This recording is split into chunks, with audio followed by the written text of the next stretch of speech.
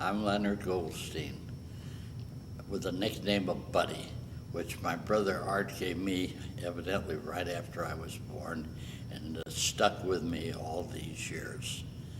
In fact, when I got back from the service, people used to come into Omaha, and they didn't know who in the hell Leonard Goldstein was, and they had a hard time getting a hold of me. Anyway, I remember my early days at 21st and Cass Street, and our grandparents used to live with us. We used to live up on a hill there on 21st and Cass, and it was a big house. And I remember we had a piano, and my brother Art used to play the piano, and my sister Toby, she wanted to play, but she can never get to the piano. Anyway, we were a family of 5. My eldest brother, Paul. I had a sister by the name of Kate. There was Art and Toby and myself. I went to Central Grade School for the first year and a half, kindergarten and first grade. Then we moved to 36th and 36th and Davenport, where I went to Henry W. Yates. And I was there for all the years until I went to college and then went into the service. My years at Yates were pretty good, very interesting. There was a lot of Jewish neighbors in the general area. There was Jimmy Lipsey, Sylvia Katzman, and just the Shermans and the Fiddlers, and just the Hirschmans, the Cohns, the Oshlers. But anyway, it was a good neighborhood. And I remember, and I used to go to the center where I learned how to play ping pong. And I played ping pong for a number of years. And I remember once when I was at the J and I was playing with a fellow by the name of Abe Resnick. And Abe asked me to get in the Missouri Valley tournament. So I said, well, what does it cost? And he said, 50 cents. I said, I don't have 50 cents. He says, I'll loan you 50 cents. I came home and I told my folks, and they gave me 50 cents. I entered the tournament. Then I ended up beating him in the finals. It was the Missouri Valley tournament. It used to be at the Rome Hotel. And we used to have a league in the Rome Hotel down in the basement, and there were about 8 or 10 teams that used to meet 1 or 2 nights a week. And it was an interesting game, and I played it all through high school and all through university. But at Yates, I developed a lot of good friendships, which has lasted me all of our life. My father had a little garage. Originally, it was up on, right by Central High School. And he had a car. And one day, a real estate man came in and asked to borrow a car. And he said, sure. And the real estate man, when he returned the car, gave Dad $2. And Dad said, well, maybe there's a future in this. And that's how he got in the rent-a-car business. But anyway, my brother, Paul, he worked for Appleman Robinson for a number of years. And he Then he went into the business with my father when he decided to build a garage on 19th and Capitol. He went to Creighton and he graduated Creighton.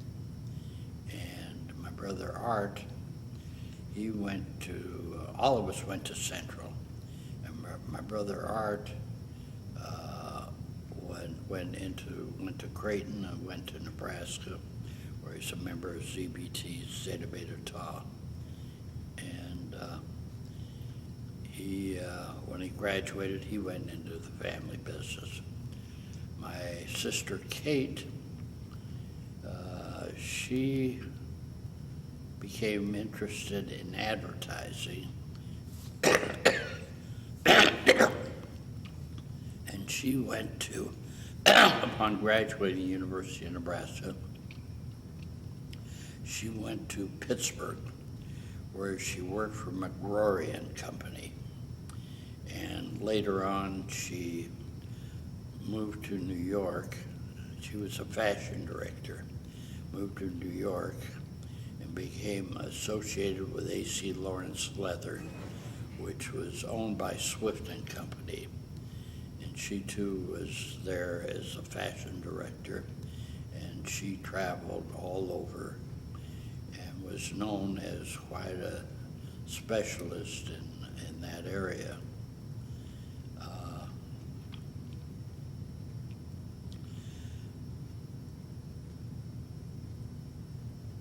After graduating from Central High School, I went to the University of Nebraska, where I joined Zeta Beta Tau fraternity. It was a Jewish fraternity in Lincoln, which my brother had been a member, and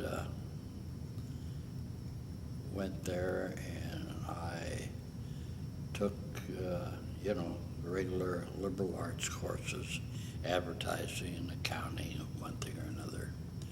But when the 40 bombing of Pearl Harbor, I remember I was in the theater with Ed Milder, and we walked out of the theater, and there was an extra, Pearl Harbor bombed. Well, when we went back to the fraternity house, everyone was around the radio listening to the news to see what was going on. Edward R. Murrow and some of the other newspaper people were there. Some of the members of the fraternity quit school, went into the service right away, and we had a deferment to go through the school year until we graduated. But I'll never forget that day. We were at the Stewart Theater and walking out, and that extra Pearl Harbor bomb. It was hard for us to believe it, but we all knew what the future was in store for us. We were all going in the service. I was in ROTC, and being in ROTC, we got a commission upon graduation, and we went into various branches of service. I ended up with the Air Corps. I was not a flying officer because I couldn't pass the physical, but so I ended up being a ground officer. And from there I went to Scott Field for preliminaries, and after that went to Chicago, and we stayed at we were billeted at the Congress Hotel there. But myself and Sheldon Kaufman and a fellow by the name of Schneider went ahead and got an apartment on Surf Street. We were able to do that and go to the headquarters of the Congress and the Stevens for our daily assignments.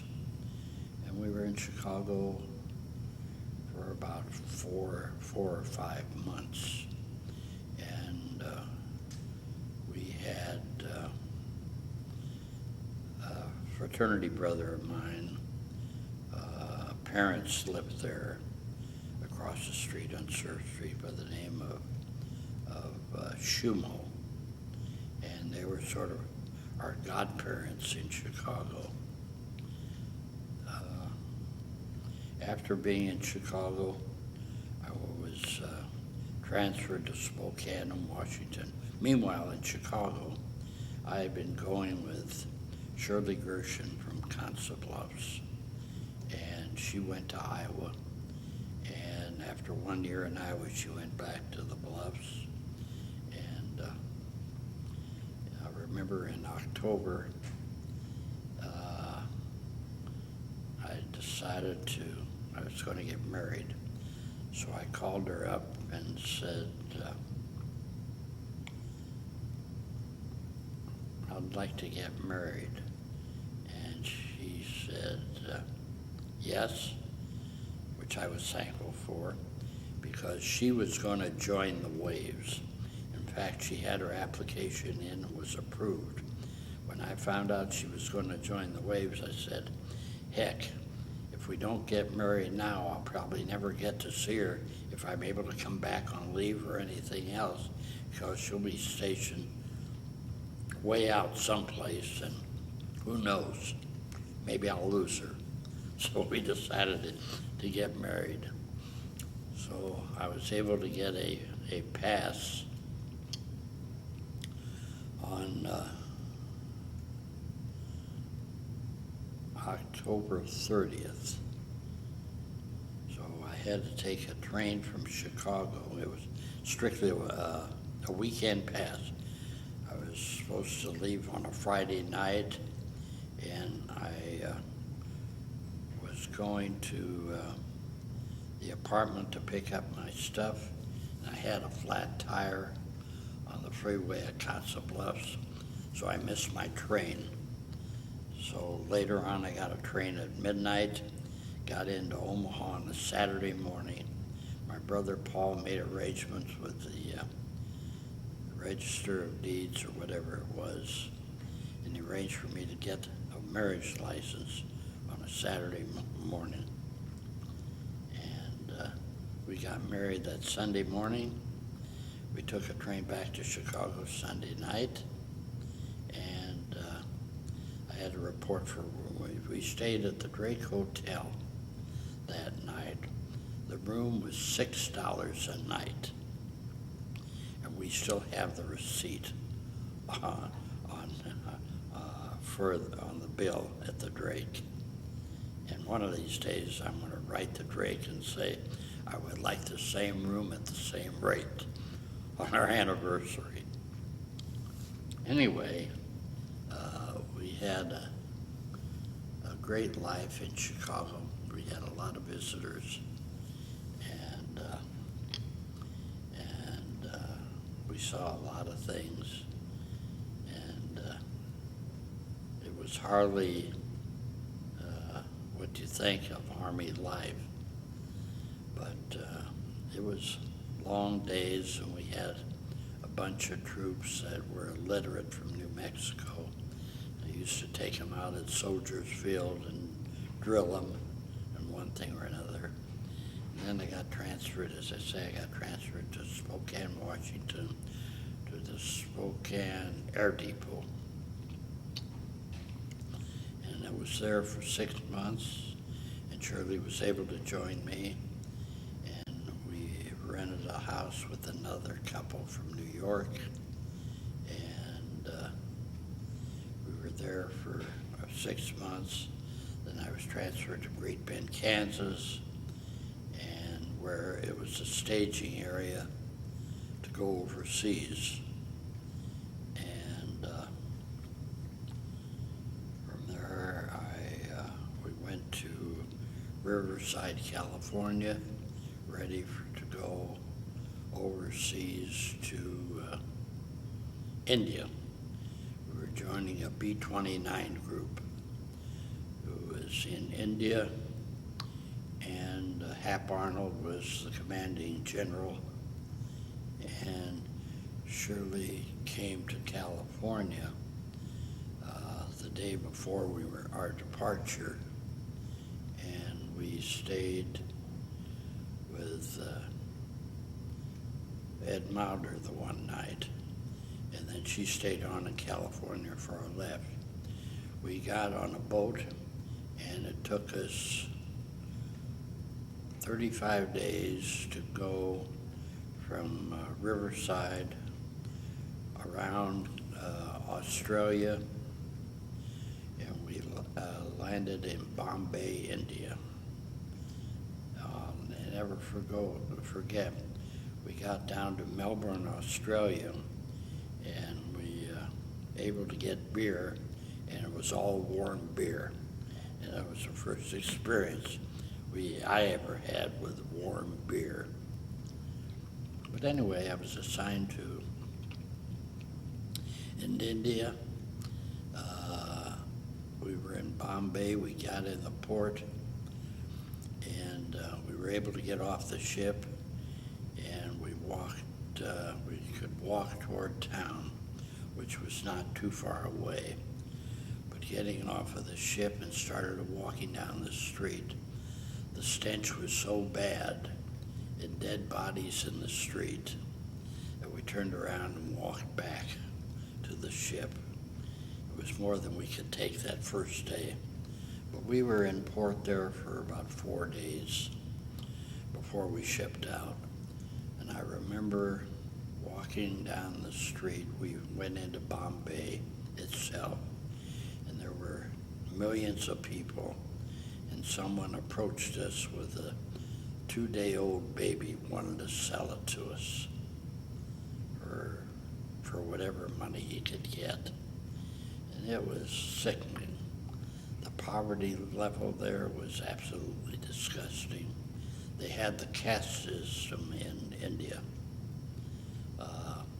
They had the untouchables, and then they had the Parsis, which was above that. And it was just pathetic. People with all kinds of diseases around. On the street, you see corpse and all kinds of flies and everything else around the bodies, and we couldn't wait to get out. From there we went up to Dudkundi, India, which up north, and we put our tents down, and we had the typhoons up there, and I remember one time when it rained so hard, our tents were floating, and there were all kinds of disease. We were in the middle of nowhere, but anyway, we learned to live without. And from there we went to, I believe it was Karachi, where we set up base, and we were there for a number of months. And our B-29 group, I was assigned to the 44th Bomb Group. Our B-29 group transferred fuel from our base in India to China. We went over the hump, and as soon as they accumulated enough fuel in China, the B-29s we went to a base in Shangtu, which was about 1,000 miles inland from the coast, which were held by the Japanese. And Shangtu was north of Chongqing, which was the headquarters of the Flying Tigers, that Chenault's group. But our group there, there was a number of groups in the area. There was a 444th, there was a 462nd, and a few others. But all these groups flying fuel over from the India over the hump. And in the when you go over the hump, many times there's a downdraft. The planes would drop 1,000 feet in about 30 seconds, and some of them were lost. They never were able to get the altitude to clear the Himalaya mountains.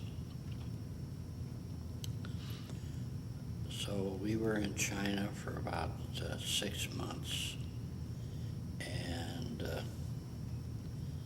it was sort of interesting. We were pretty well based around the camp a lot.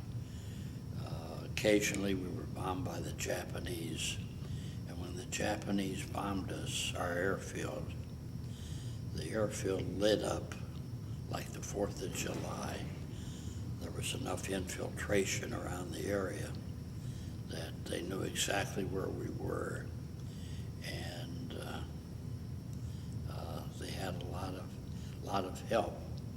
But all the ammunition, each of us were given a gun with 1 round of ammunition, and that was it. They didn't have ammunition to go around. So we were very fortunate that the Japanese didn't go ahead and parachute on our base, because there was really nothing to defend ourselves.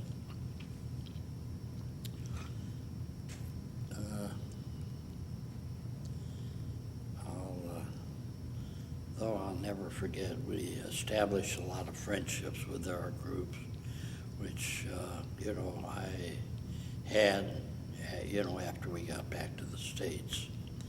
But anyway, the group, from there, we went to Tinian Island. They were at the base of they were part of the Marianas in the South Pacific. And I was assigned to the 58th Bomb Wing. And in there, I was on the staff of the 58th Bomb Wing. And that is the area in which the Enola Gay took off to bomb Japan. But the area was fenced in around Enola Gay, where they had the nuclear bombs, atomic bombs, and none of us knew what was there. I remember I was in Guam when they bombed Nagasaki, and I saw pictures of the mushroom that the bomb produced, but I had no idea, what it was, and most of the people there didn't know what it was. But in Guam, I did run into Harry Oshler, who was stationed there, and Hub Monsky, who was flying transport from Hawaii to Guam. He was taking troops back and forth, and nurses and one thing or another. I ran into them there. And I also ran into a fraternity brother of mine by the name of Mort Eisen from New Jersey. And I ran into him in the mess hall there. But we were in in Tinian for, about 6 months. And we saw pictures of the devastation of Saipan, the invasion of Saipan, and everything else. But one thing I forgot to mention, when I was in India, our CO took us on took the officers of our 44th Bomb Group up to see the Taj Mahal, and that was quite a sight. And it was just hard to believe that a structure that magnitude could have been built in the period that it was built, because it still stood there with no renovation for all these thousands of years. And also, when I was in India,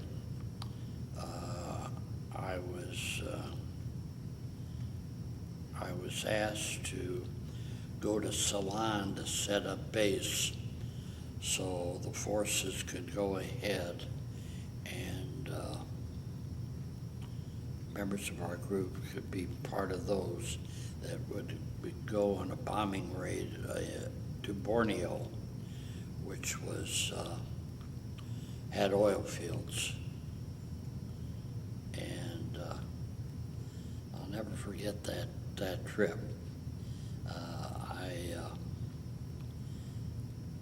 I ran into Morris Miller, who was from Omaha, who was president of the Omaha National Bank for a while, who I knew from Central High School. He headed the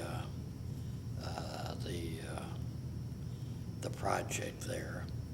And one day, another officer and I went down to the port of Ceylon, and we were standing there, you know, looking at everything. And at that time, it was a British colony, and someone approached us and said, "Would you like a ride out to the boats, see the boats?" And we said, "Sure." So when we got out about a mile or two, he said, "What ship are you on?" He said, "We're in no ship. You asked us if we wanted a ride." We said, "Sure." So anyway, he was going back to his battleship, and he said, "Well, I'll drop you off at the battleship Richelieu." So he takes us up to the Richelieu, and they drop the ladder down.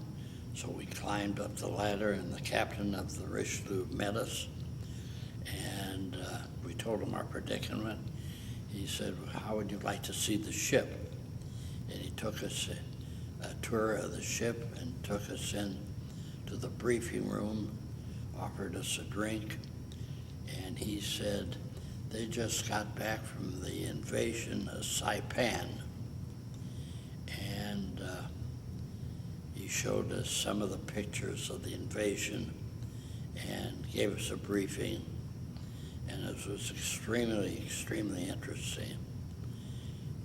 This was a French battleship that accommodated, I don't know, 1,500 people, 1,500 sailors. Could be on the open seas for at least 30 days. They had all the equipment, facilities for, you know, the 1,200 or 1,500 men during that period of time. And after we spent a couple hours there, he said, "Well, I'll send you back to shore." So they lowered a boat, we got on a boat, and they took us back to shore. But that was a wonderful experience, something that I still have, I have never forgotten. Well, after that, as I said, we went to Taipan during there all that period of time. And then I remember I was having, out in the field, I was having a haircut, and the announcement came that the Japanese surrendered. And needless to say, there was nothing but joy in the camp. And many people criticized, you know, when we got back to the States, many people criticized and said that the atomic bomb wasn't necessary. But all of those, us who were in the service overseas, said, "Thank God the war is over." Because in the event we would have to invade Japan, there would have been 1 million soldiers that would have been killed, because the Japanese were kamikazes. They they lived in caves. They lived in caves when we were on the islands, and they lived in caves on all the islands. And they would come down. At night and scavenger the garbage cans to get food. And a few of them were caught and put in prison. And I remember a friend of mine went over to Okinawa. He was detached from us, went over to Okinawa. He was a communications officer. And he wrote us that one day he was putting up a communication pole on the island and the pole disappeared. So they went down to investigate and they found a cave. And in the cave they found a bunch of supplies. And so they reported it to the MPs. The MPs went down there and they found 6 Japanese in there. And they interrogated them and they asked the Japanese, had they not seen these other soldiers there? And they said, yeah, but we thought if they were missing, that they would send troops down here to look for us. And so we decided to take a chance. Well, thank goodness they took the chance and our friends got out alive and the Japanese were caught. But that was an experience I'll never forget, of his encounters. But needless to say, after the war was over, we sat around just waiting to see when we'd be able to go back to the States. It was going to take quite a while. We all had sufficient points because we'd all been overseas, a couple of years.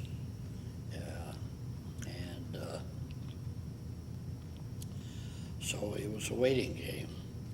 Well, one day I was out in the field and the commanding officer called me in and he said, I want you to go to the States with an advance crew and set up bases for the B-29s because the Air Force wants to tour the country, on a victory show. But if you want to be part of the advance crew, you have to sign up for another 6 months. And I said, you have it. I'll be glad to sign up for another 6 months in order to get back to the States. So I remember they set the date for us to come back.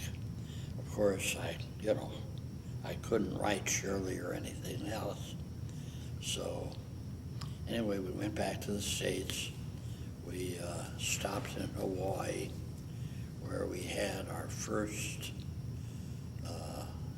fresh vegetables, milk, and food, and I got diarrhea right off the bat. But anyway, we took off the next day. We went to Sacramento, California. I remember when I got there, I called my folks and I called Shirley and says, I'm back. And Shirley says, I'm coming out. I said, don't come out because I'm not going to be here. I've been ordered to Washington. She says, I'll come to Washington. I said, don't come there because I don't know how long I'll be there. So anyway, we ended up going to Washington, and I called her from there, went into the Pentagon to get my orders, and they say, well, this is the weekend, so you have the weekend off, so come back Monday morning.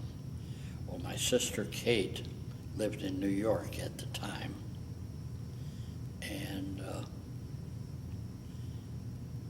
So when I told her that I was here, she came, she came down to Washington, and I went back with her to her apartment in New York.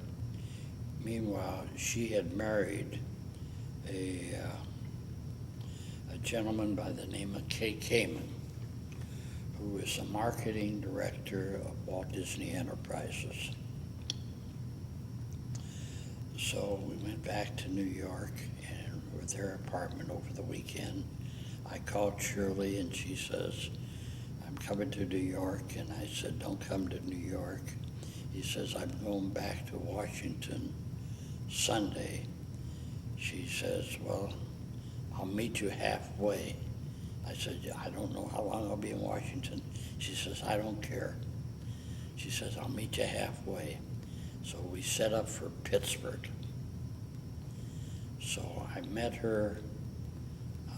I took a train from New York to Pittsburgh, got in there about 11 o'clock at night, and Shirley got a train and she got in about midnight. We had no hotel reservations, no nothing. So I started calling for a hotel, and I finally got a room at one of the hotel in Pittsburgh for the night, so we could take a plane or a train to go back to Washington, D.C., in which I had no accommodations there, so we ended up with the YMCA the first night.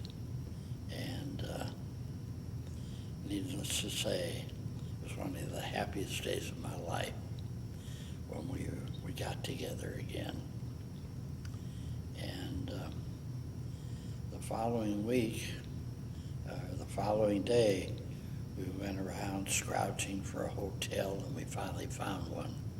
I went to the Pentagon in the morning, and they said, no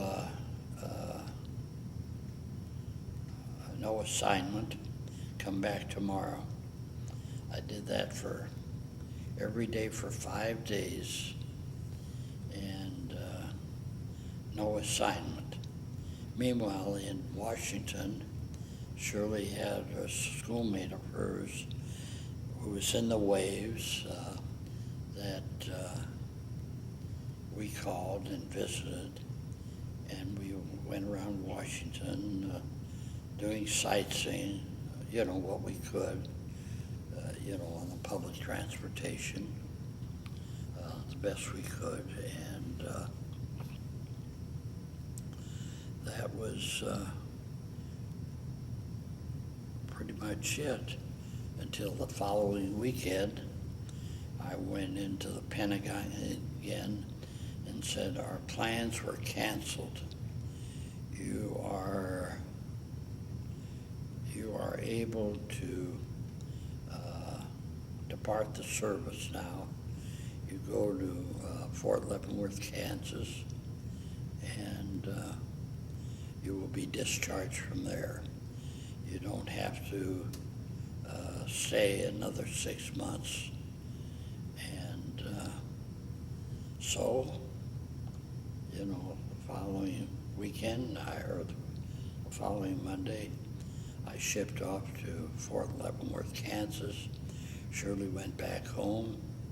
I was there for a couple of days, got my discharge, and went back to Omaha. And I remember we got in about,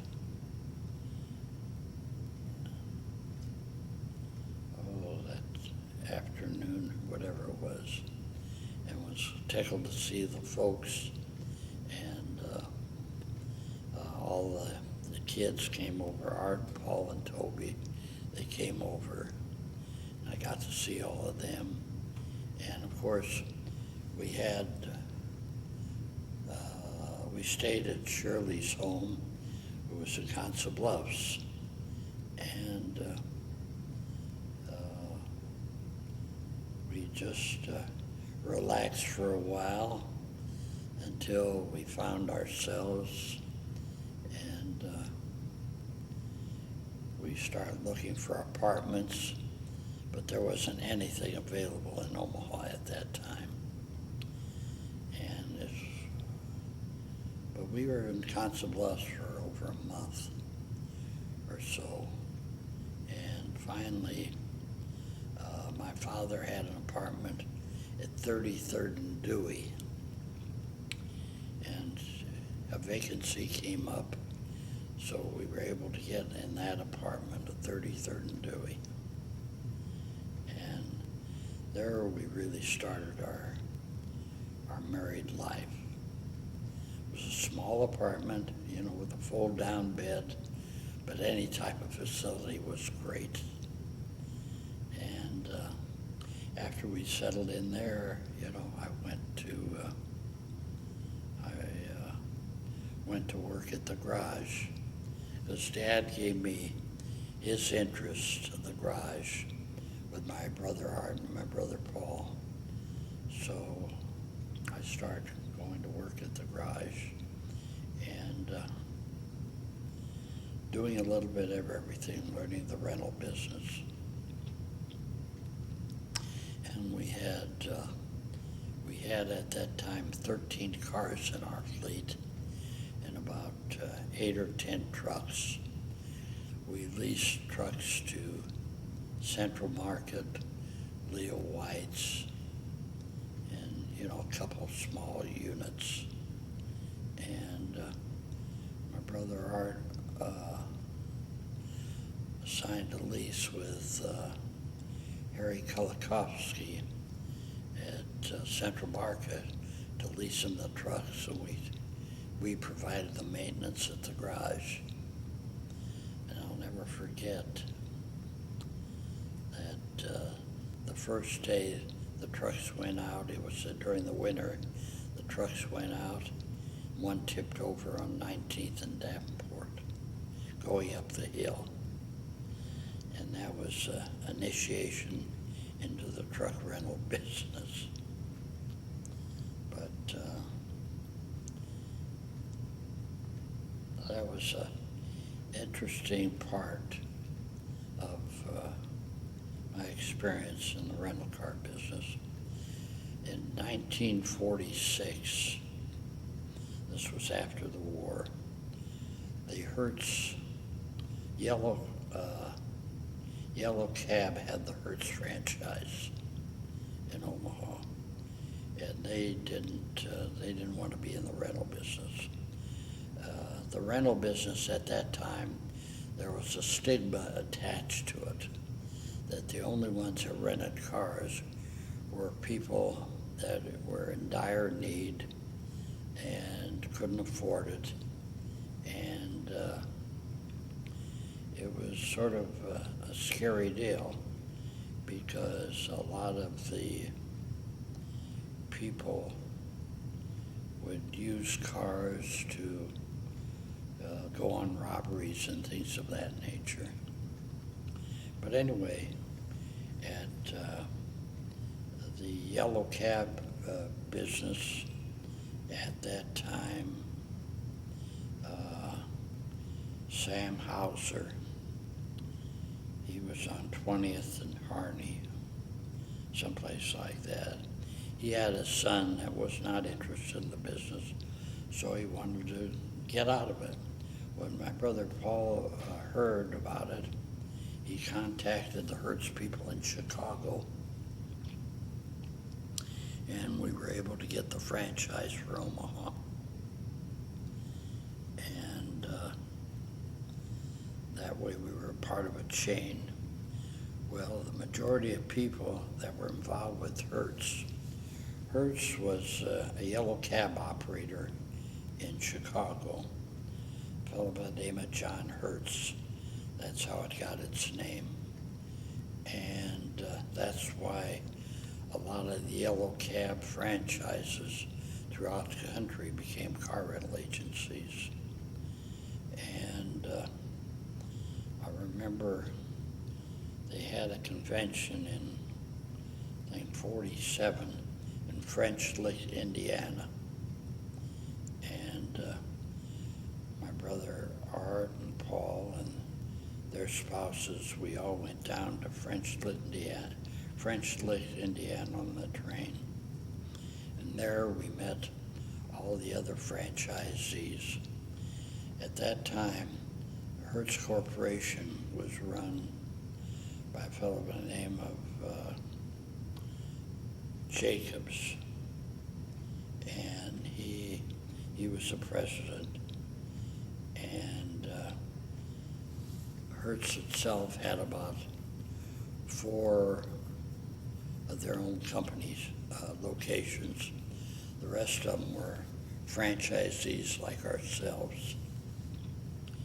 And so there was 90-some% of Hertz was franchisees. And of course, there was a learning process too.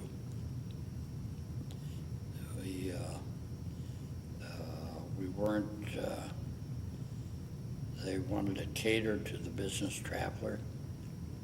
And so when we came back from the meeting, we set up a telephone line at the UP Railroad Station and the Burlington Station. So in the event there was any travelers come in, they could give us a call and we'd go down and pick them up at the airport, at the railroad station. There was no air traffic to speak of at that time.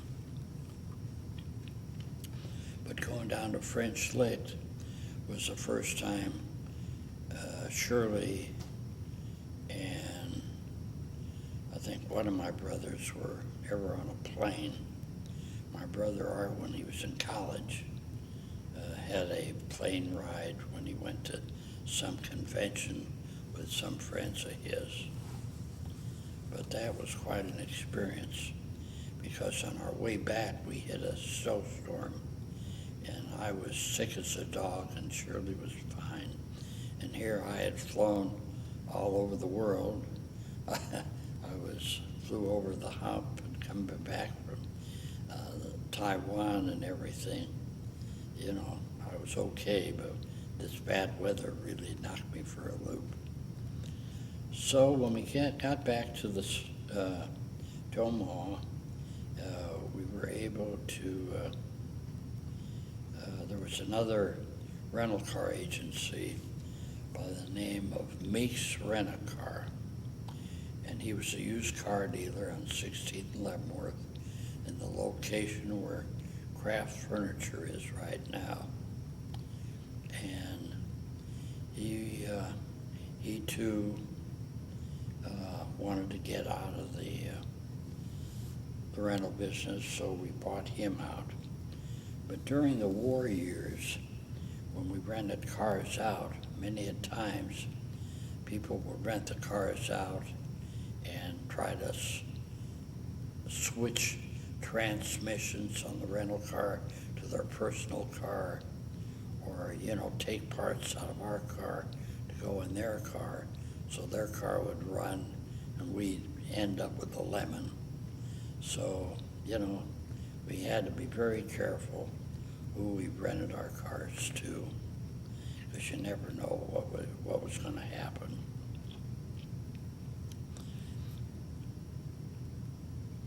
After we bought, during the war, my brother Paul, the Senate committee would come out to Nebraska and wanted to visit, you know, the military installations. And I remember my brother Paul telling me one time Senator Harry Truman came in and rented a car from us. And he went out in the field and he had, I think, 2 or 3 flat tires. And he came back and he raised holy hell with my brother Paul, how we could send cars like that on the road. My brother Paul says, well, Senator, we can't get any rubber. We can't get any tires. All we can get is recaps. When you got recaps, this is what you get. So he asked my brother, well, do you have any paperwork? I mean, can you show me anything to verify that? My brother Paul said yes. He went back to his file, picked up some letters he sent to the government agency, and he says, can I have this or a copy of it? My brother Paul said, sure. So he made copies of it, and a week later, we get notice from the government we're on a preferred list for rubber. So we were able to go ahead and get rubber for our cars. Otherwise, everything was rationed. Everything was rationed. And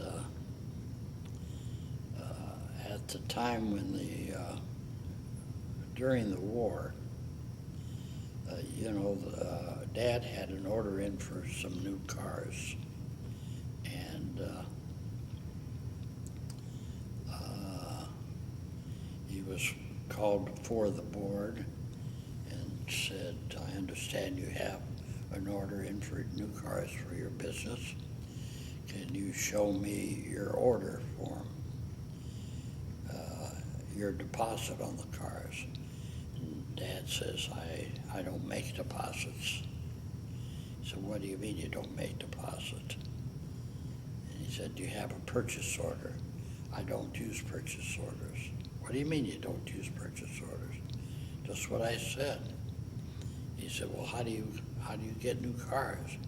He says, I call the dealer up, tell him what I want, give him a handshake, and he said, okay, this is good enough for me. And we do business that way. So they didn't believe him. They virtually called him a liar. When they did that, Dad got real mad. He said, I know of a lot of bankers that have gone to prison because of doing things that they weren't supposed to do. And needless to say, they cut him off the list right then and there. He couldn't get anything with the government agencies. But after the war, we were able to put our request in for new cars. He had cars ordered from Miller Knuth and Joe McFadden, the Ford and Sample. Those are the three dealerships that he dealt with. And his main customers of our car rental was Northwestern Bell. We were just a block from them on 19th and Capitol. And when we had the bad storms and everything, they used to get practically all the cars with their crews and go up outstate Nebraska, up South Dakota, to go ahead and work the fields. But we enjoyed that relationship for a number of years. But then as the business expanding and air travel came up, we tried to get into the airport. And so they never had room for us at the terminal. So there was a private hangar by the name of Sky Harbor. So we assigned 3 cars out to Sky Harbor with a phone at the administration building that if they wanted anyone running a car who came in by air, they could call there and they would be delivered a car.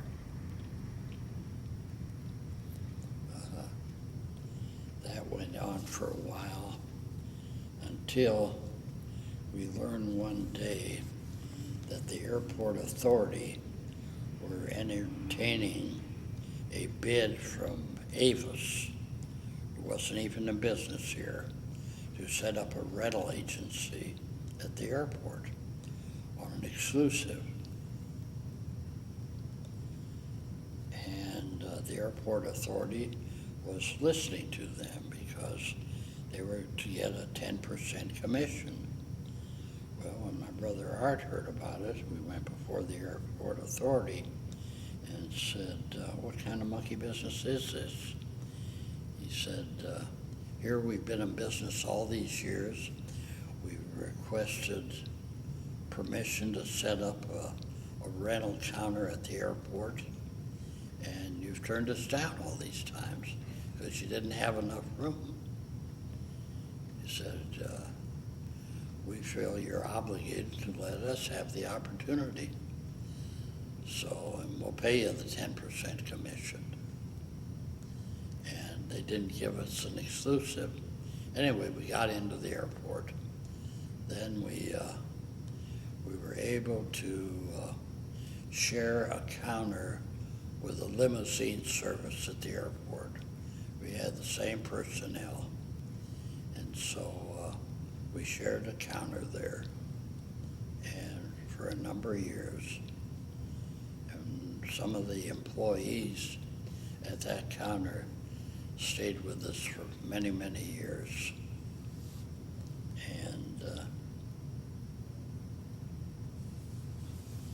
I remember at the airport there in the 50s, we had the floods. I think it was in the 50s.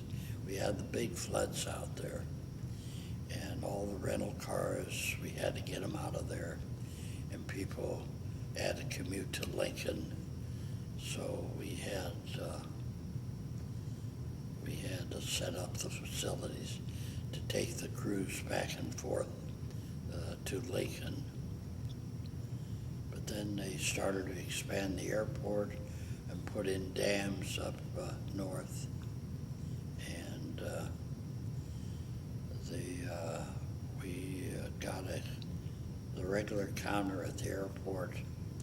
And the counter at the airport, when we finally got it, we had to build the pay for the counter, and we had to lease space for our get-ready cars in the parking lot, and paid them a commission on everything.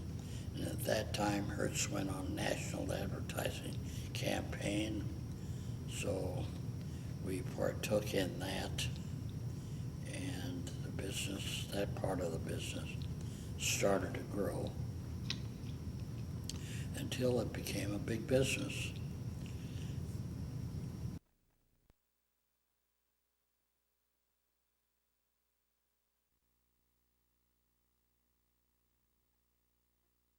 Well, the rent-a-car business grew substantially with national advertising, and needless to say, we had the interchange with a lot of the other customers, the franchisees throughout the country, because people started to come in by air and renting cars and going places. Most of these people were salesmen. One reason is because the salesmen, the old salesmen, their old cars were pretty worn out, and they weren't able to get new cars right away. So that part of the business expanded. The truck part of the business pretty well laid dormant for a while. And then we had, in the fleet, as I said, we had about 10, 12 trucks. But in the wintertime, we had to do some of the servicing of the trucks outside. You know, we could get a stake truck in the building, and we could get panel trucks in the building. But that was all. And I remember Dad had a lot across the street at Caddy Corner from the garage. And we had some stake trucks, you know, the bigger trucks, parked over there in the lot. And we had a tow bus that sometimes we'd have to pull the trucks out of the mud that we had in the parking lot to get them up to rent them. And in the wintertime, I had to put chains on them, and I'd have to go outside and put chains in some of these trucks, and it was a real nightmare. So one day I went to my brothers and Dad and said, you know, if we're going to get in the truck business, let's get in the truck business, or let's get out of it, because this is ridiculous. The way it is, we can't get some of the big units into the garage for repair. We have to let the air out of the tires, so to make them get into the facility, and it is too difficult. Well, my brother Art was very supportive, and Dad says, well, if you think you can do it, go ahead and do it. My brother Paul was a little reluctant because he didn't like the idea of taking on a big debt of building a building. So anyway, we decided we'd look for a facility or build a building close to the garage at 19th Street, so we could do maintenance on the cars as well as the trucks. So we found a spot on 18th and Cass that was up for sale. It was Letterly Laboratories. It was a national pharmaceutical chain. And the building itself used to be an old convent building. Had thick walls, about 12 inches thick, that was converted into the lab. And so we tore it down, and we got, let's see, trying to think of the contractor. Anyway, we tore the building down, and we decided to make plans for a new truck building. So we engaged Cecil Martin, an architect, and to design the building for us at 18th and Cass Street. Well, we had, I wanted to go ahead and put 2 levels, a basement level in it, but the cost factor ejected itself, and they voted me down, so we ended up with 1 garage building at 18th and Capitol. After a couple of years, we were able to get into that, and we start leasing vehicles to Orchard Wilhelm Company and a few other companies downtown, and got into the truck rental business. And from there, it was experimenting with one thing or the other, the type of trucks, what we should get, because there was no other truck rental business in Omaha at that time. Of course, subsequently, other companies got into it. So meanwhile, my brother Art had the Capital Delivery Service, which was on the second floor of our garage at 19th and Capitol. And we made deliveries for all the department stores downtown. And we did that for a number of times. And even when I was going to college, and I used to come in on the weekends or holidays or in the summer, I used to get out on the truck and start delivering packages. And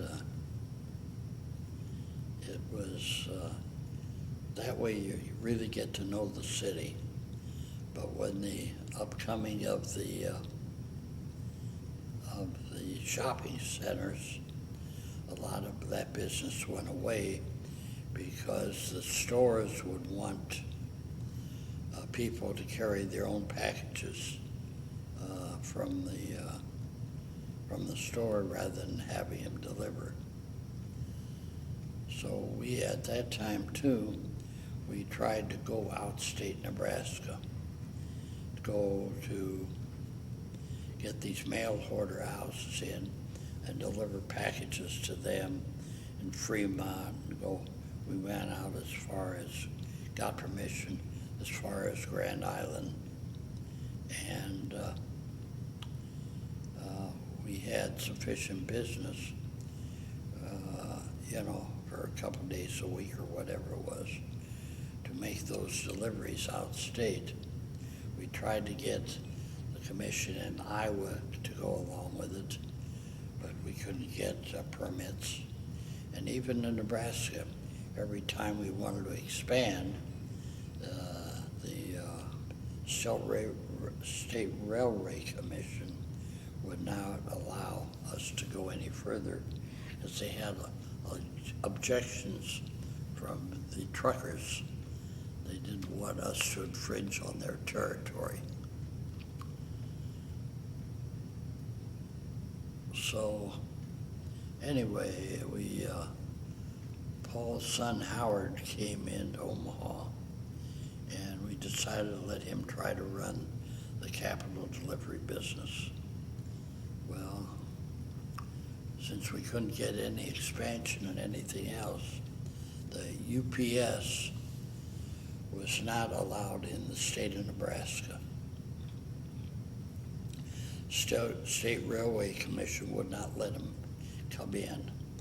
Of course, they could go ahead and buy existing permits from people that had them, if they were for sale.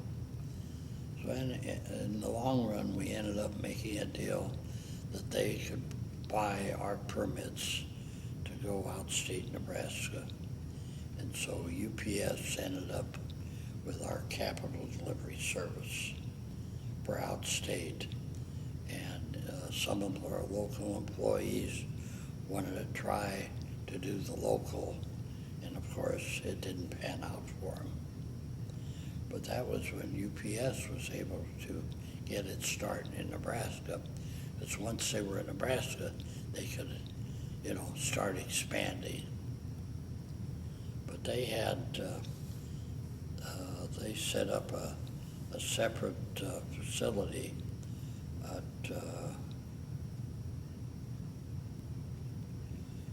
19th and let's see, California, which was an old post office building, and they were there for a couple of years before they sold out.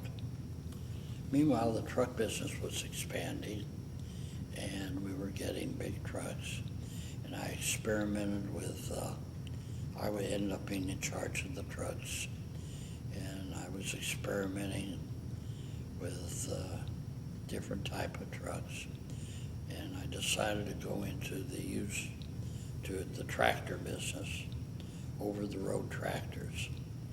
Well, I bought my first tractor. I bought a used tractor, a single axle, and I was able to rent it out. So I went to a tandem, and I was able to rent that out. I had a lot of business from Leroy Wade Company and other major organizations, for emergency units. Then I made a big plunge one day and bought a new unit. And when I bought a new unit, we were able to get a few more good customers. And then, meanwhile, we were trying to lease more trucks out. And Hinky Dinky had a big fleet here. And I approached them,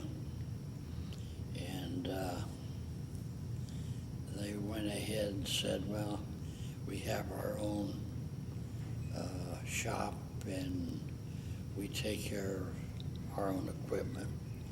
Well, one year they got a new controller in from Ohio, and he says, why are we owning all of our tractors and trailers? And he said, why do we have all that capital invested in them? So he decided to put out bids for leasing the equipment. So I met with him and this controller, and I came up with a bid that we would take over that operation. And we were successful, and so we took over their fleet, which was a bunch of junk. We put orders in for new equipment, which took a lot of time, and eventually we were able to handle them.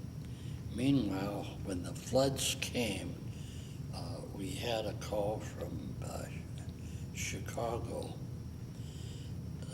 which was our headquarters, that the headquarters were bigger in the truck rental field than in the car rental field.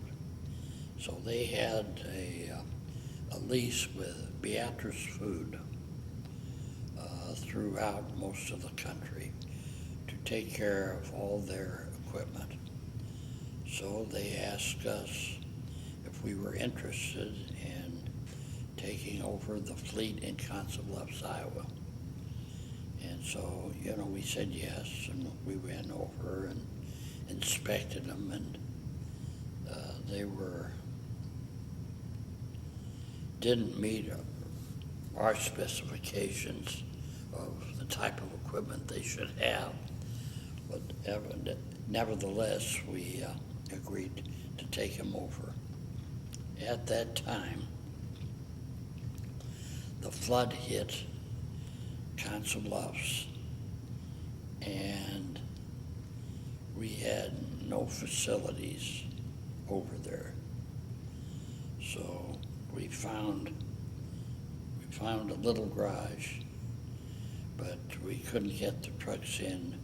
So my shop superintendent went over there.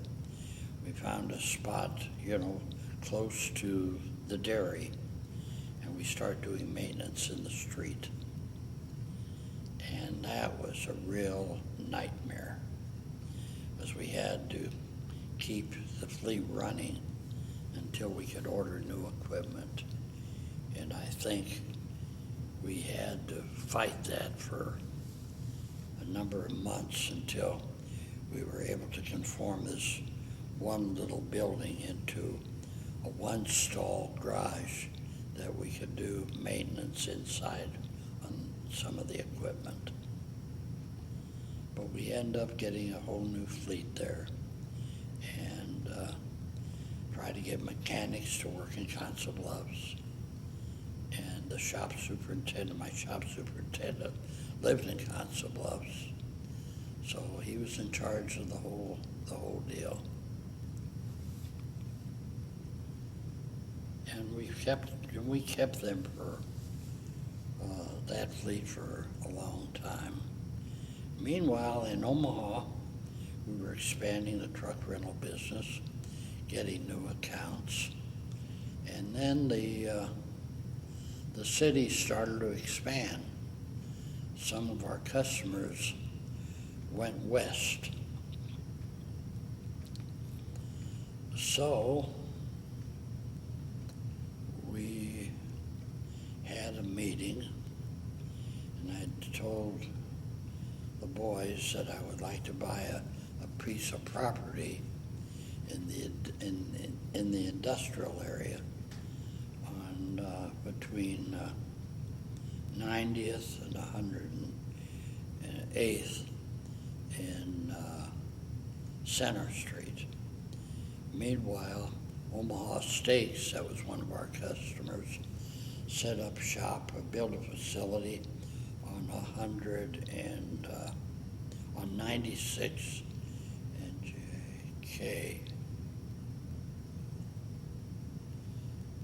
96 in FG and I built up a facility there. So I went ahead and went to the Omaha Industrial Foundation, see what plots were available, and see if we could buy some land out there, which we were successful in doing. And then it was a matter of how much space. Meanwhile, Hinky Dinky built a facility on 108th Street, but they had a satellite shop. And I felt that if we were going out west, the satellite shop, we should be fairly close to that facility. And if we got any larger fleets, in all probability, they too would have satellite shops. But when we went out west, sir, we ended up getting a site, and we built on the site. And we used our nephew, Gary Goldstein, was an architect. He was the builder, and he came up with the plans. And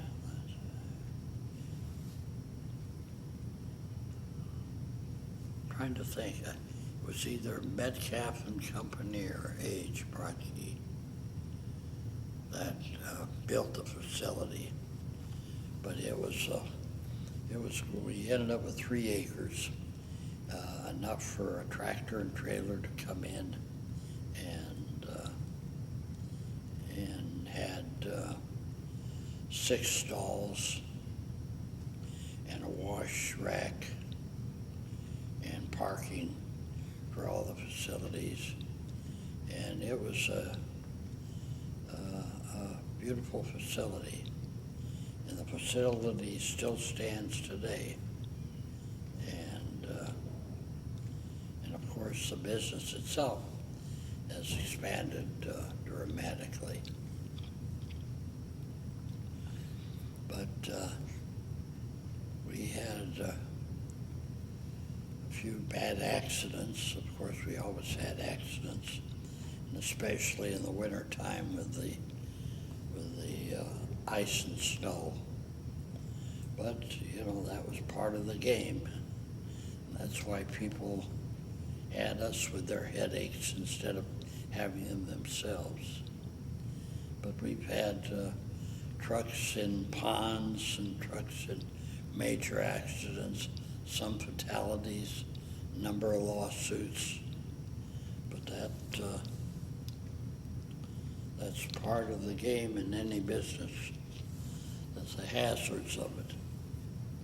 But we went along for a long number of years, and eventually my brothers Art and Paul wanted to retire, and so they wanted to,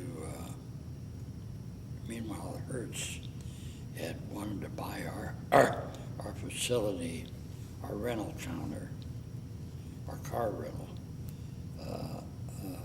franchise back. For a number of years we weren't interested in selling them, but one year Art and Paul decided they wouldn't mind selling them, and so we ended up selling the car rental franchise in '79. But we wanted to keep the truck rental, because I wanted the truck rental franchise. My brother Art wanted to go in with me, but my brother Paul wanted out. So we bought Paul out, and we brought Paul out, and we had built the facility, and we bought his interest in the facilities, buildings out. And we operated under the Hertz franchise for a number of years until Hertz decided to get rid of the truck end of the business. Meanwhile, I had been even on the cars. Art and Paul both had been on the Hertz Advertising Franchise Committee, which is made up of 12 licensees throughout the country. And they would be part of the planning of advertising, promotion, and all that stuff for Hertz on their advertising. Well, Paul had it for a few years, Art had it for a few years, and then it went over to me, and I had it for about 8 or 9 years. And during that time, I was making 2 trips a year, one to New York and one to a resort area. You know, this is one of the fringes of corporate structure that a way for them to, you know, entertain the licensees, spend a lot of pork. And we saw some wonderful entertainers and met a lot of people. At that time, I met O.J. Simpson, and at the San Francisco convention, in fact, Shirley and I had dinner with him, and his former wife, who at that time was a girlfriend of his, at the convention with a group of other people, going to a restaurant with him, and he'd be at our meeting, and you know, he'd be one of the celebrities. And Shirley, I'll never forget, Shirley was at lunch with his girlfriend or wife with a bunch of the other ladies, and they started to talk, and they were talking about food, and they said something about lamb chops or veal chops, and she'd say, we can't afford that. Meanwhile, the guy was driving around in a Rolls Royce. He had 5 Honey Ham franchises. He ran, he was an actor. He was getting a quarter of $1,000,000 from Hertz for 5 ads a year, and making 2 appearances, and it was quite a fanfare. One time I tried to get O.J. to see if he would come into for a B'nai B'rith stag here, but couldn't get to first base with him. Then one of the vice presidents of Hertz was Jose Menendez. He was a vice president, and I got to know he and his wife. I played tennis with him at these meetings, and he is one of the executives that his kids, he was sort of overbearing, this Jose was. He was a very demanding father. He expected great things from his kids. They had to be tops of everything. Jose came over from Cuba. His father was a tennis coach, and he believed in excel of everything you do.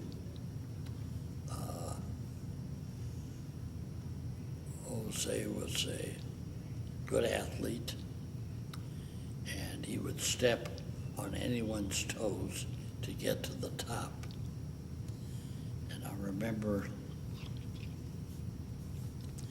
in years later, he's the one who kids became so enraged at him that they went in, and his parents were sitting in their home.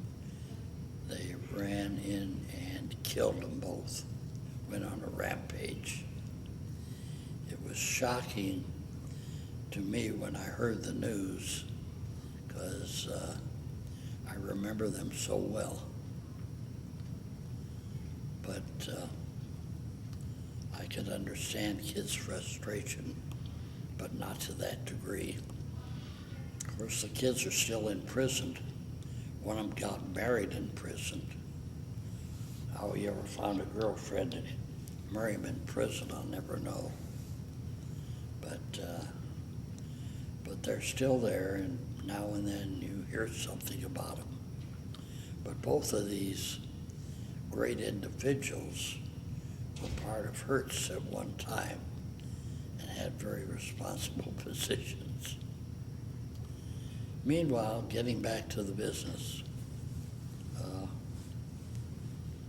after the boys, Art and Paul left, Hertz sold to Penske, Roger Penske. Now, Roger Penske was a licensee in Pennsylvania, outside of Pittsburgh. He had a big operation, and he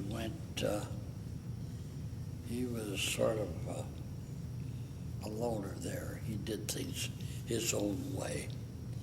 He developed a big truck business, and he had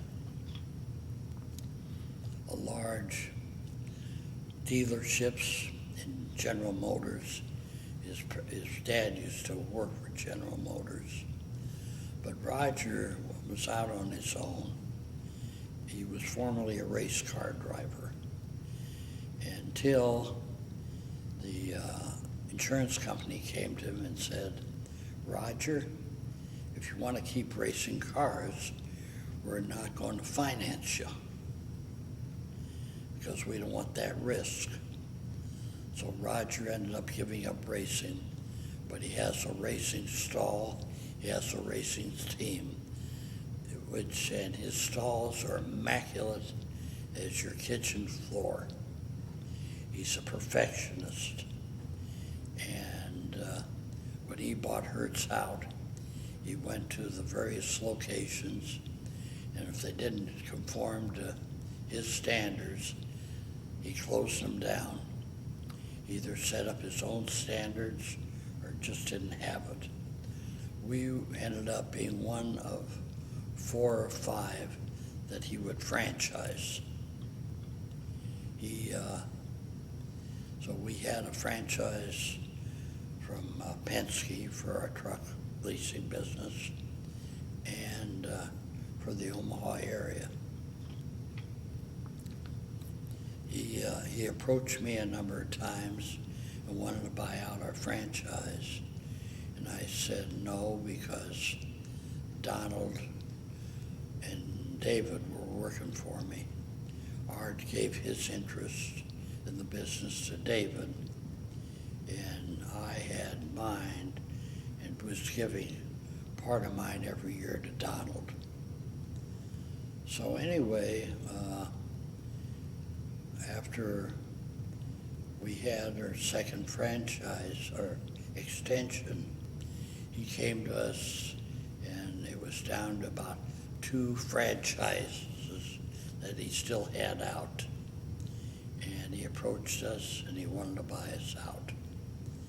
And that's after I'd already divested myself of my interest.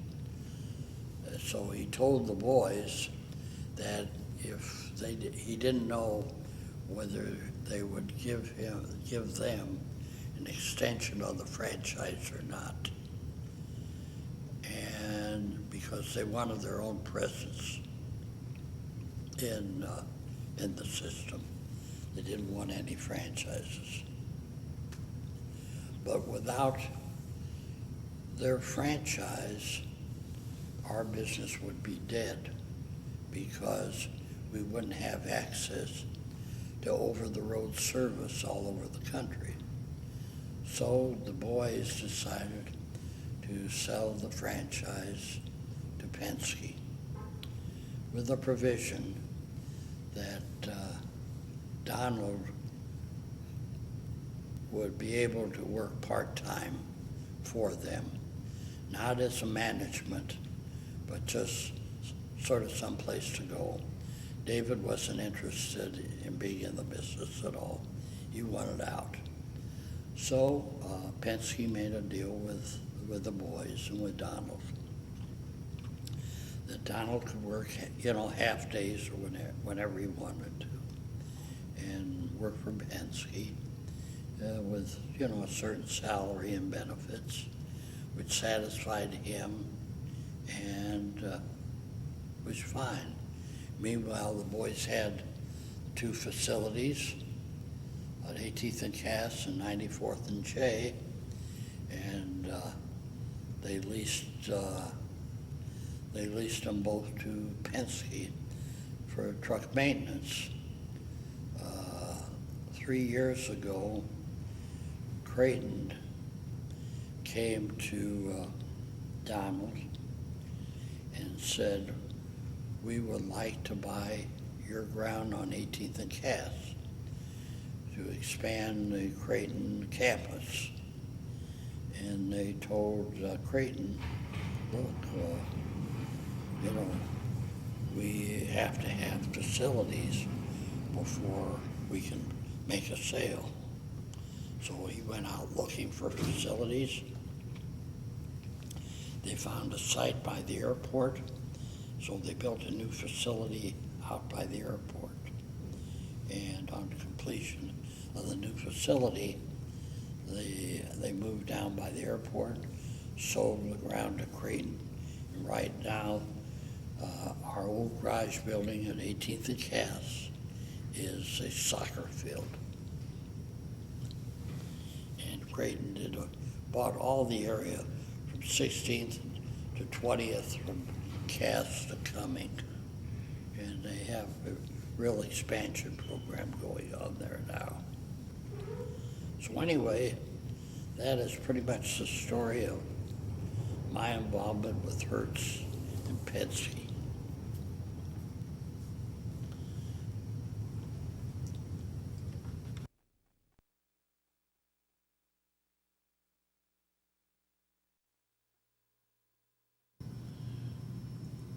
Now I want to talk about our kids growing up. After I got back from the service, we lived with Shirley's parents for a few months until we could find an apartment. My dad had an apartment at 3301 Dewey. So when a vacancy opened up there, Shirley and I went to that apartment, and it was on the first floor, and it had a Murphy bed, and the kitchen and a little in the one room that served as a bedroom, dining room, and what have you. In I don't know whether it's 47 or 48, we had the big flood here. And of course, the airport was underwater, and the manholes on 16th Street blew up because of the water pressure. And I went down to the Missouri River and filled sandbags for 2 days. And that was quite an experience. Well, after about a week, the water subsided and we prevented a major flood. There was a flood in Council Bluffs. It did hit downtown Council Bluffs. And I remember we got the Metal Gold account, leased trucks to them. We had to set up shop in the street to take care of their trucks because they wanted us to take possession the day before the flood. So that was a real headache. But we had a very fine shop superintendent who lived in the Bluffs that really took over. After we were in the apartment for a short period of time, Shirley became pregnant. And I remember I was at the garage, and Aileen Eisenstadt came over to visit Shirley, and she ended up taking her to the hospital. And I didn't find out about it until about 3 or 4 hours later. And this was November the 13th, 1946. And I remember Al Rimmerman's wife was also pregnant. She was in the same hospital, the Lutheran Hospital. And after work, I went to the hospital to be with Shirley and wait the arrival of the baby. About 2:30 in the morning, the doctor came in and said, "You have a baby boy." So we had bris, 8 days later, and we came back to the apartment. And since we had no room for a baby's bed, we put Donald in a drawer in the closet. So that is the excuse for him being short. So we stayed, but we had a great time in the apartment, and we had a lot of friends come over, and we had a fine relationship with a couple who was in the basement level, who had an apartment, but by the name of Dean and Jean Larson. They were from Red Oak, Iowa, and we maintained friendship with them for all these years. Dean passed away recently. They moved to Red Oak, and he was a contractor there. We stayed in the apartment for about another year, and we were always looking for a bigger place. And my brother Paul moved out of 3850 Cass, moved to 53rd and Western, so we moved over to his apartment at 3850 Cass, and we were there a short time, and Shirley was pregnant again, and this time it was in the winter of 1948. When it came time for delivery, we had to have a place for Donald, so we went over to Council Bluffs and stayed a week before she was due. And the night of December 26th, the night of Christmas night, December 25th, Shirley awakened me and she said, "I think we better go to the hospital." So there was snow on the ground. It was cold as the devil. So we bundled up and went to Emmanuel Hospital, which was over on 34th and Fowler Street. We got there about midnight, and I sat there until early morning when she was born. And after the baby was born, it took a couple hours before they came out to advise me of it. she came out, and the baby, they combed her hair and made spit curls all over her head because she had a lot of hair. And after she stayed in the hospital about a week or longer, we went back to the house. We went back to the duplex on 38th and Cass, because we had, it was a 3-bedroom duplex, so we had room for the kids. And there it was, the kids were growing up. And when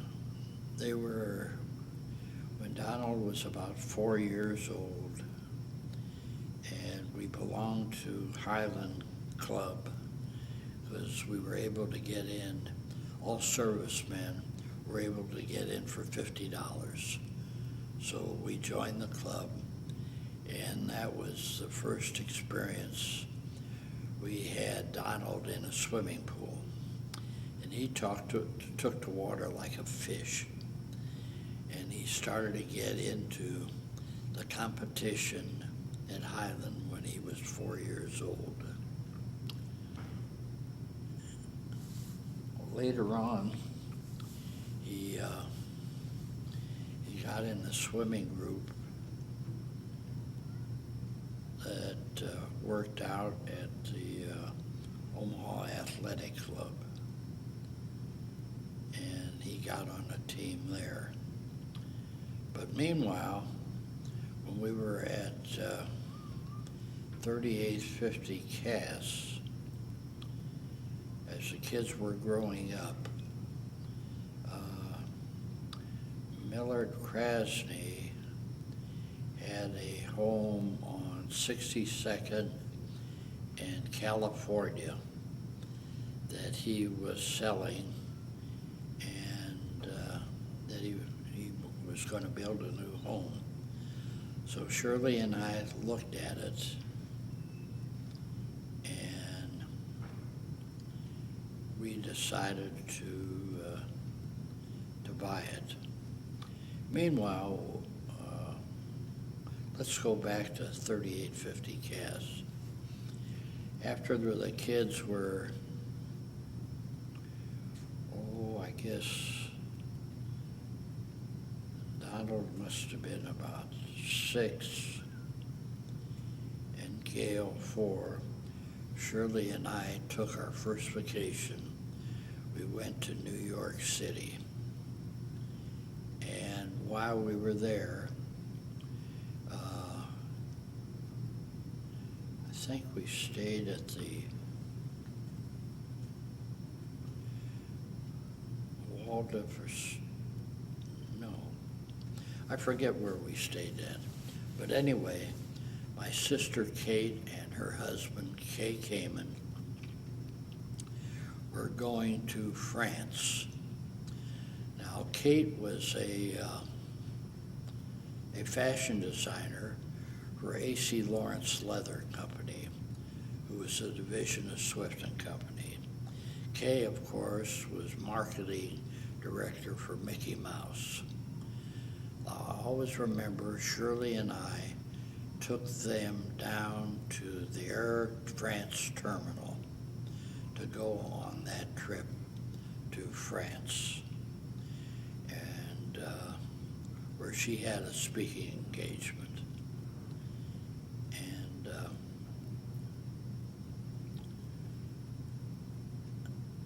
we had, meanwhile, we were in New York for, I don't know, 4 or 5 days. We came back home, and we got word at the garage, or the World Herald called the garage, and said they understand that there was a airplane accident over the Azores, and there was a possibility that Katie and Kay were on that plane. And we waited a few hours and tried to check the best we can. We found out it was true. I remember Marshall Sedan, who was a boxer, and there was a world-famous soprano. About 6 highly recognized professional people were on that plane. And when we heard the news, we had to go and tell our parents, and this knocked the pins out of them. And they never did get over that. Meanwhile, after that, we went and bought this home on 62nd in California. The home was on a gravel street. 62nd Street was a gravel street. There were a few homes on that street, still some empty lots. And the only building on the University of Nebraska campus was their administration building. And it's a far cry from what it is today. But anyway, when we were there, we had a great time. It was a 3-bedroom, 2-story home. But then Shirley was pregnant again, and we had on November 28th, 1954, Shirley gave birth to a baby girl, and we named her Kathy. She was named after my sister Kate. And Kathy was a little bundle with a lot of black hair, but she had to stay in the hospital after Shirley came home because Donald had chicken pox. So after about 10 days, we were able to bring her home, and she was a bundle of joy. Meanwhile, we, after the kids grew up a little bit, we got a dog, and he was a Scottish, no, he was a,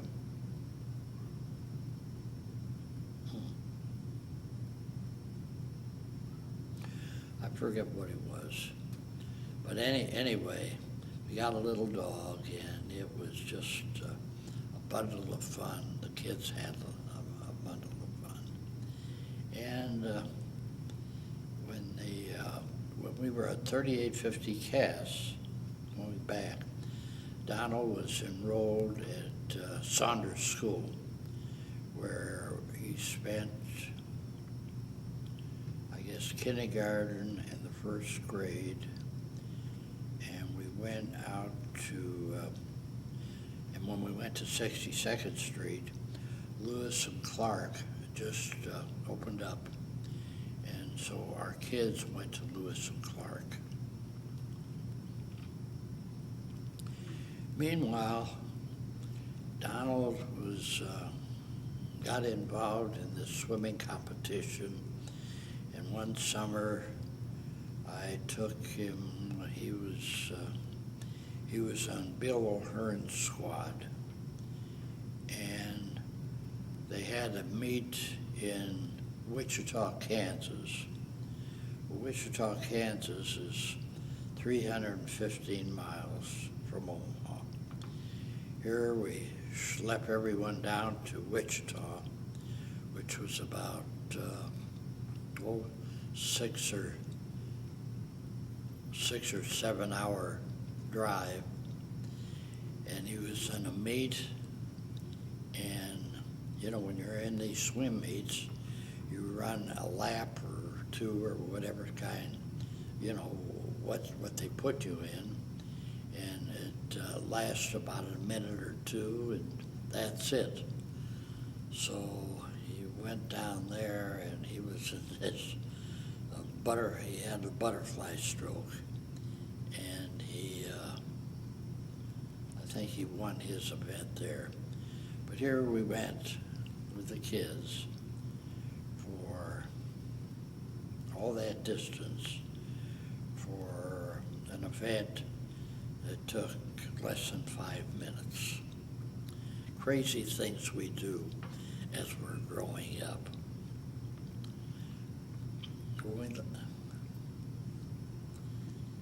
And we had a great relationship with Paul's kids, especially Howard. He and Donald took a real liking to each other, and many times Donald had falls that, he had to go to the hospital and have some stitches put in because Howard pushed him a little too fast. We were on 62nd Street. Donald went on his trike or bike. He went over by St. Margaret Mary's, which was on 62nd and Dodge, went down the back road, hit a boulder, flipped over, and we had to take him. I wasn't home. Shirley had to take him to the emergency where he had to have, a number of stitches in his mouth and in his chin, and he was beat up pretty much. But that was part of the growing up of the kids. And as time went by, these kids, they graduated. Donald graduated at Lewis and Clark and went to Central High School. And even when he was at Central, during the summer, I used to take him down to Omaha Athletic Club for some swimming, team swimming, and he spent a lot of time at the swimming pool. Of course, Gail did too, but she wasn't the competitor that Donald was. Well, Donald graduated, got a letter in swimming at Central. And then he went to he was going away to college. And he wanted to go to a school that had a work-study program. So he applied to Northwestern, Georgia Tech, and a couple other schools. He was accepted at both, but he chose Northwestern, where he went, and he went into industrial engineering, and he was there for his entire college, which was a 5-year program. And he was on their swim team.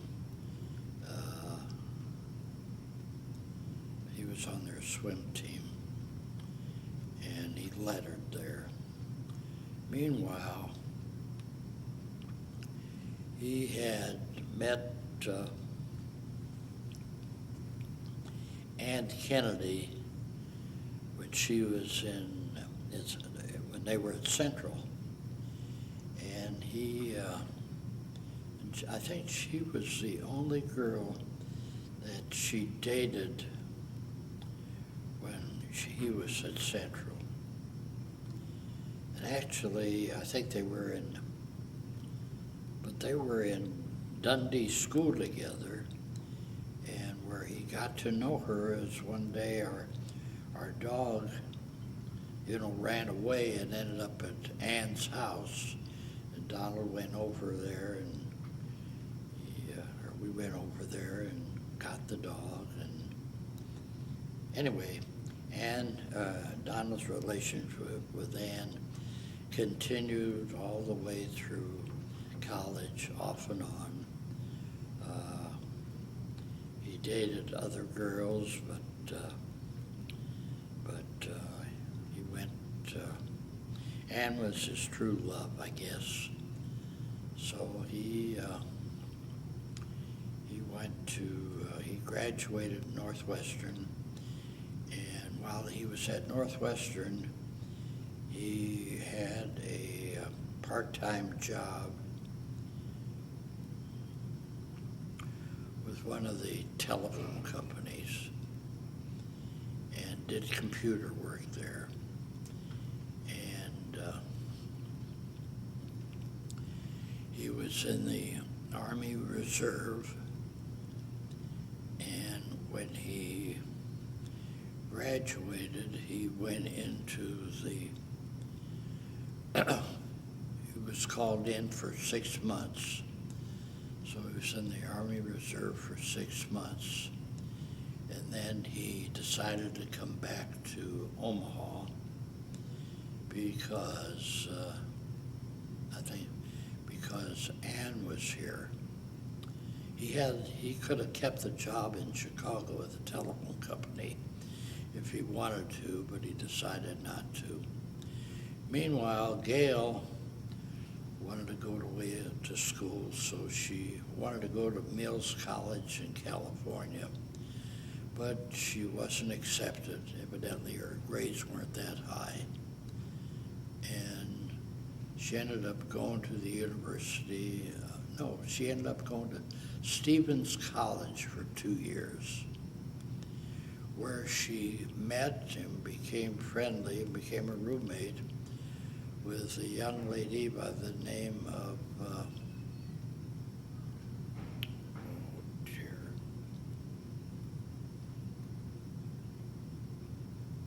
Michelle Katzen. They were a family from Denver, Colorado. And she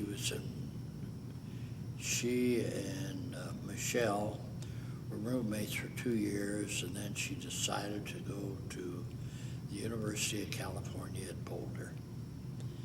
And she loved Boulder, and Michelle was going to Boulder also. And the Katzens became sort of Gail's family away from home. And Gail graduated Boulder and went to work for Samsonite, where she worked for about a year or two, and then she decided that she wanted to go into the travel industry. So she went to California and went to school there, a travel industry school, and went there, and then she got a job at a travel bureau there, and she was there for a couple years and decided to come back to Boulder. No, to come back to Denver. And while she was in California, she got an apartment there, and we had a Hertz meeting in San Francisco. She went to San Francisco. We had an apartment, we had a meeting in San Francisco, a Hertz meeting, and we wanted to go out there too to see where Gail was living. Well, she had an apartment there with no furniture. So I remember Donald and I and Shirley and Ann went to furnish her apartment. There was a store about 3 blocks away, and Gail was sleeping in a sleeping bag. And there was a store about 3 blocks away, and Donald and I schlepped a mattress,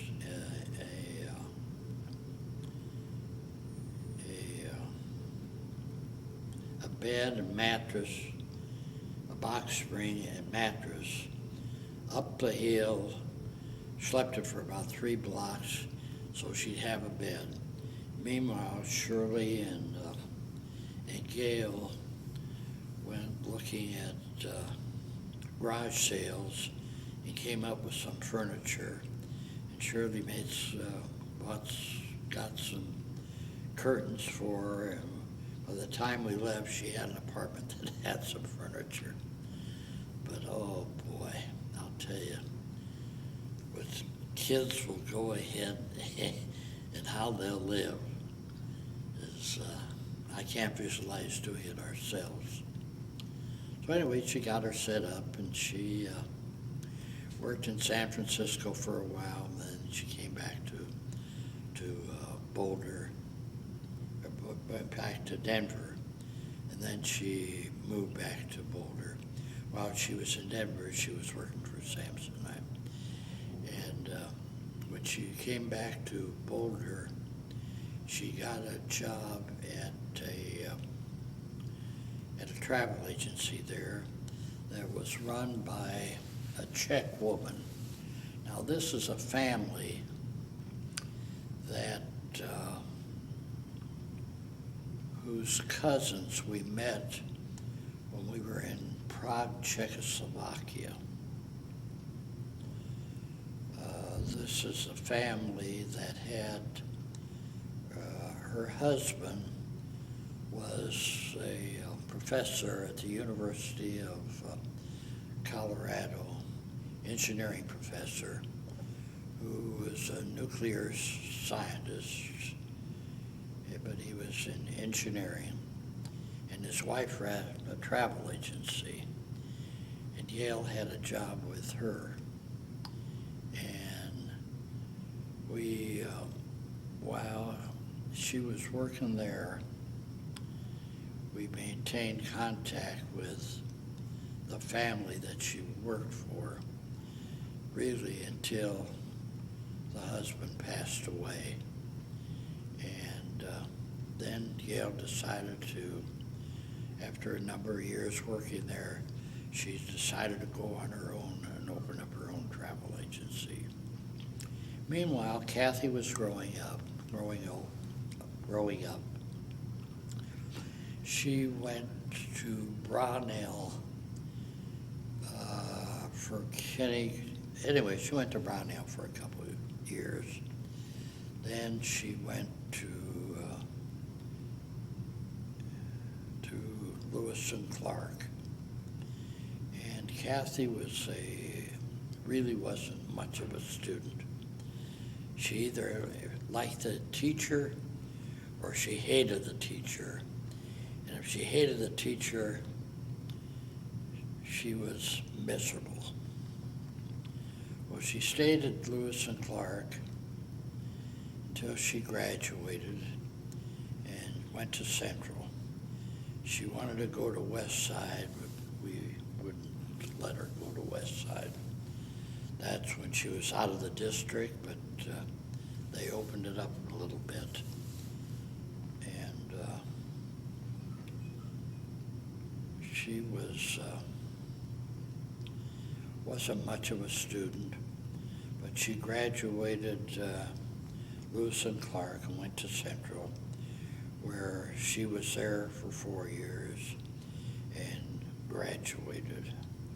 How, I'll never know, because her grades were miserable.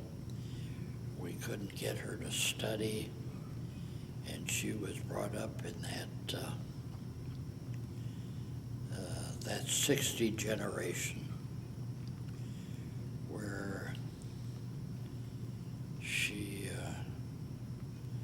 wanted the hard rock music, and at our home on 62nd Street, we had a room in the lower level that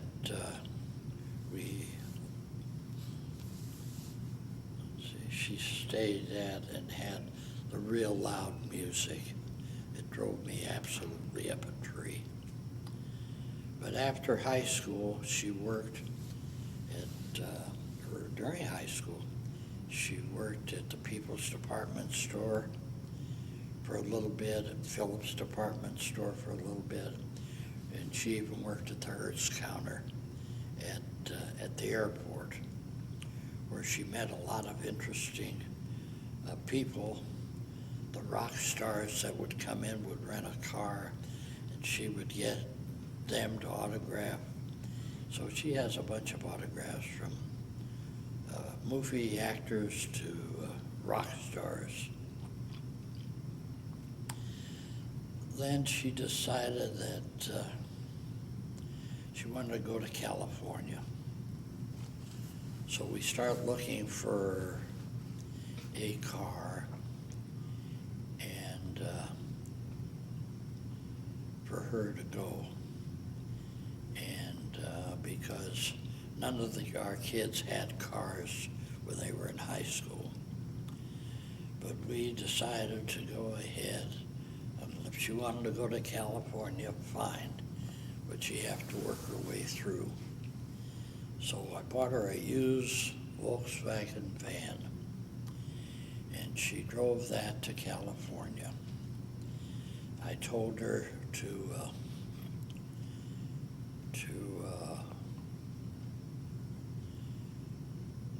take, 3 or 4 days to get there, and for her to call us every night.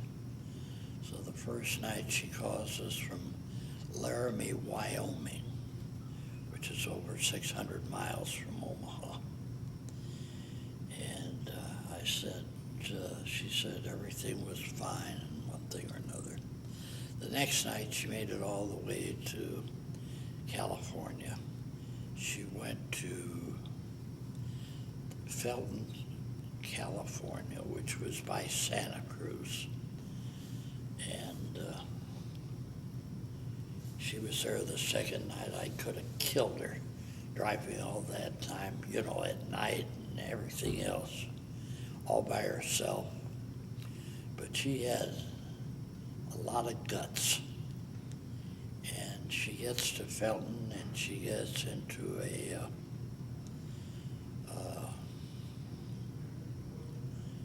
one of these group houses until she could find a place to rent. So she found a place to rent in Felton. She went to work as a waitress. When she went to California, she never asked me for a dime, and I never sent her any money, and let her know what work was. So anyway, she lived in California, and she loved it, one thing or another. And we went out once. We had a meeting in San Francisco, so we went to San Francisco. Donald and Ann went with us, so we drove down to Felton. It was a small town, and it was a beautiful little area. She had a home and with another person. She rented it with another person so she could share expenses. And we went out there, and it was a rustic type home, which was what she liked. She didn't want anything fancy. She wasn't in a position for anything fancy anyway. So she stayed there for a while, and then she moved to Pacific Grove, which was a small town right outside of Santa Cruz, where she worked in a restaurant there.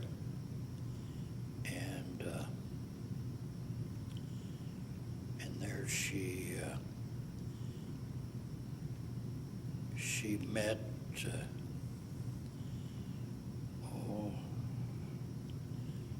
a fellow by the name of Bobby Helm, who they rented she rented a small house. So tell you, my memory is going back on me. I don't remember a lot of these details. But anyway, she rented this home and became friendly with a couple who he was a vice president of the big hospital chain in California, and his wife was a young lady who refurbished homes, and they became real friendly, and they still are. And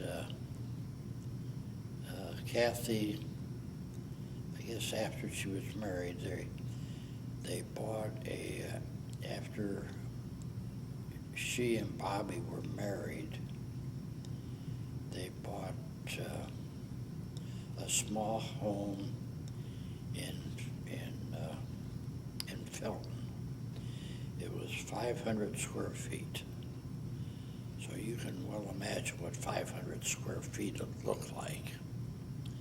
They converted the garage into a room, and they had one bedroom, a little living room kitchen combination in the garage, and that's where they lived for a while.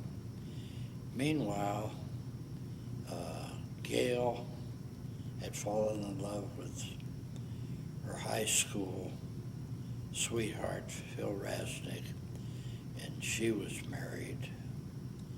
And Phil, they came back to Omaha, and he went to work for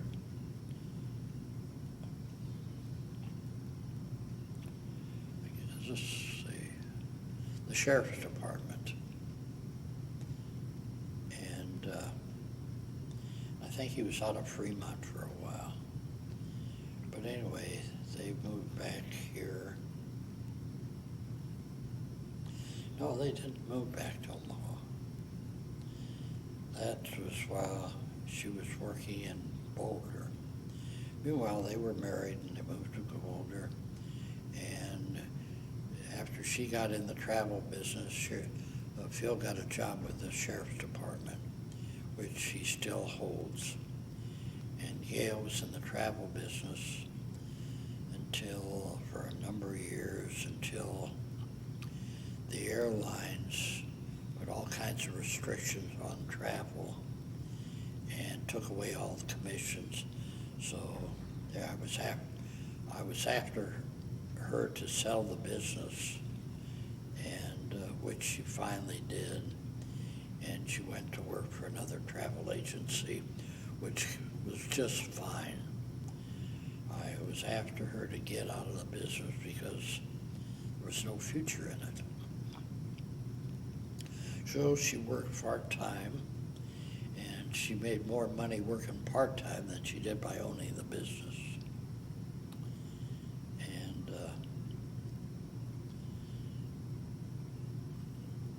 meanwhile, Kathy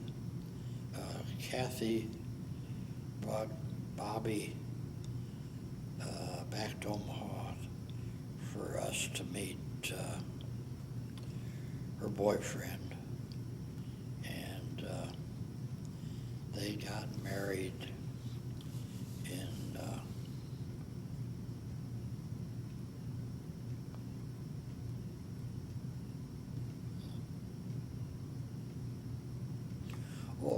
they came back here and they got married here. Sam Cooper performed the ceremony, and Bobby came from a real nice family, and we were, when she first brought him in, we were scared to death to know what kind of fella she was going to end up with. But he was clean cut, he was a teacher, and very bright. And they were married for, I don't 12 or 13 years. They had 2 children, Zachary and Molly. And I've been rambling a lot with the kids growing up, but I can't help it. My memory just doesn't go in sequence, trying to recollect everything what happened with the kids. But anyway, the kids were all great. When Kathy got divorced, she moved back to Omaha with the 2 kids, and they bought a home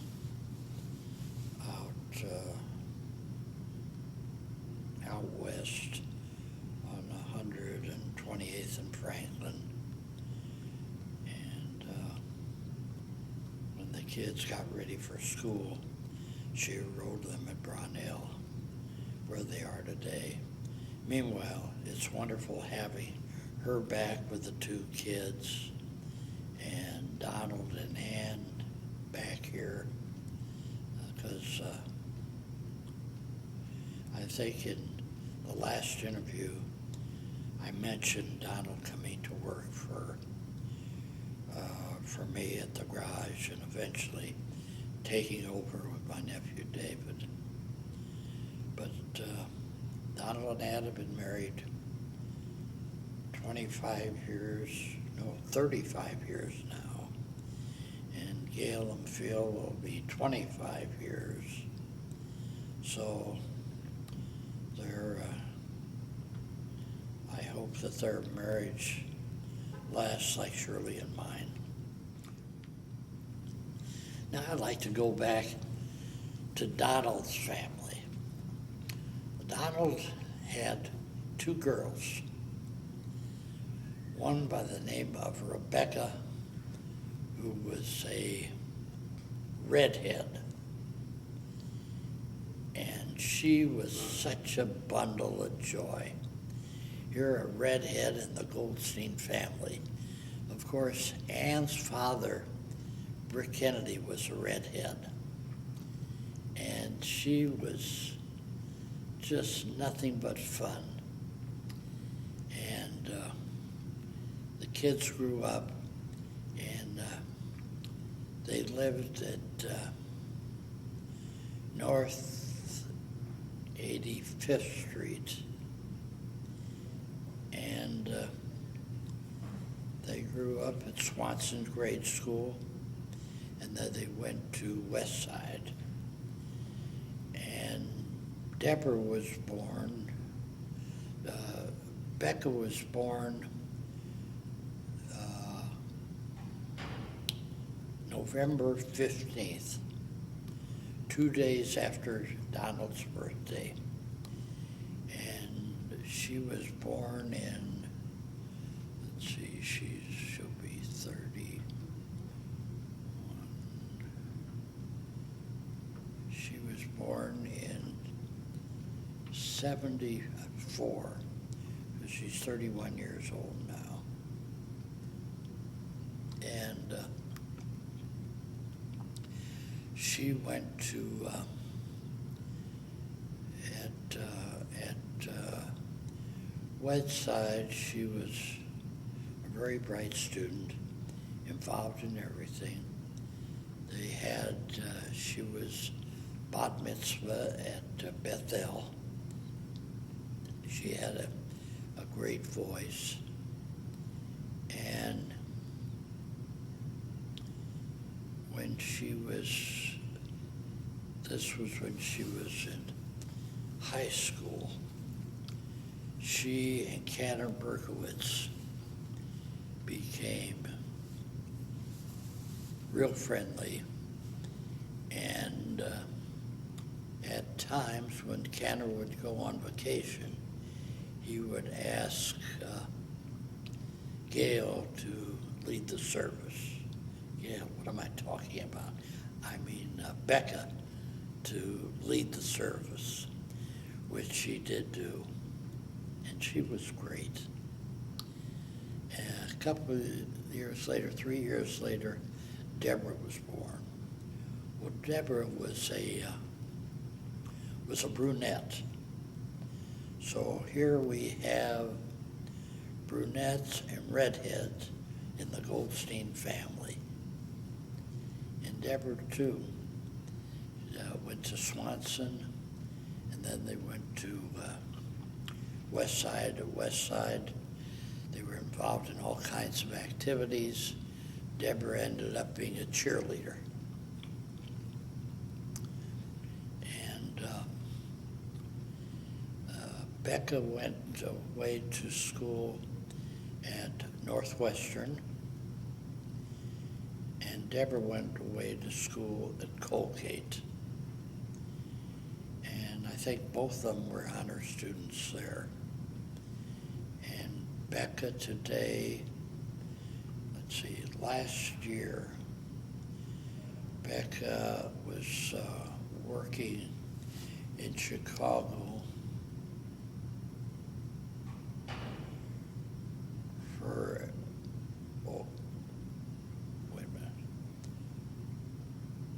After Becca's graduation at Northwestern, she went to work in Chicago for a PR firm.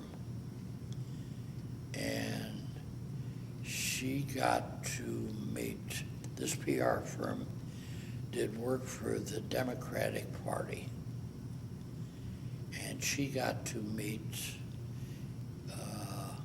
all kinds of celebrities. She acted as advance person for the party, setting up arrangements when these celebrities would come into town. Hillary Clinton came into town. She made arrangements for her. Bill Clinton came into town.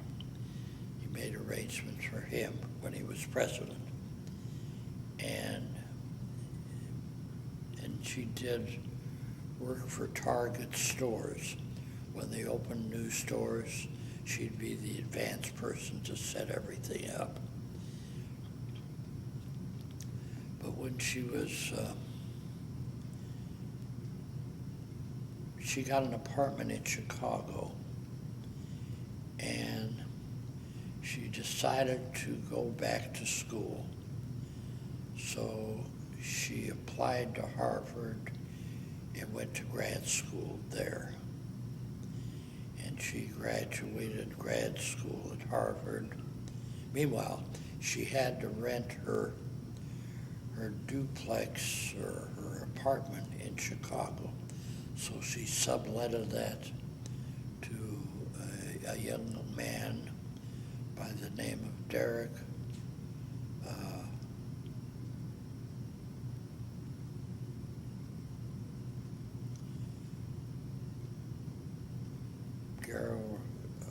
Derek Brookhouse.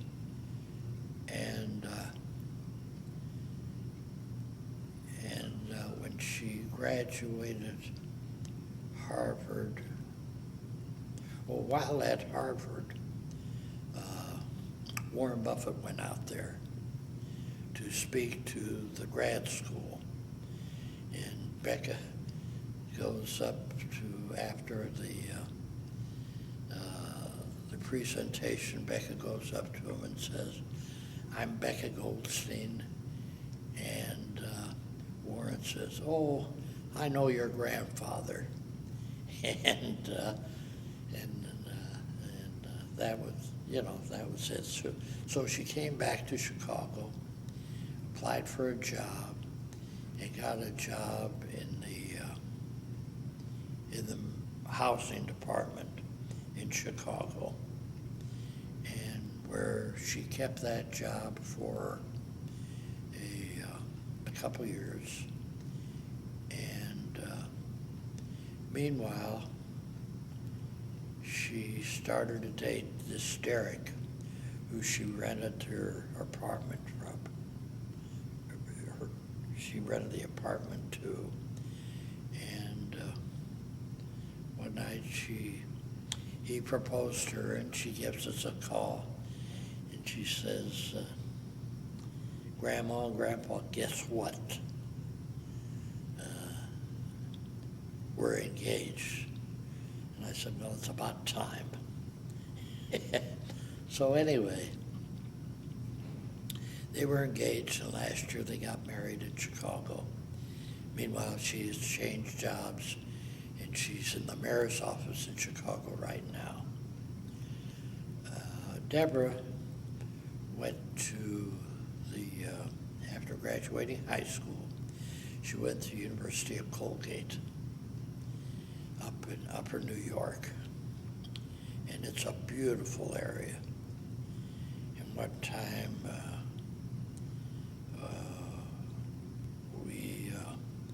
Shirley and I went out for her graduation from Colgate. Here she had an apartment with other girls up about got an apartment she shared with a bunch of girls. And her apartment was up 2 flights of stairs, and it was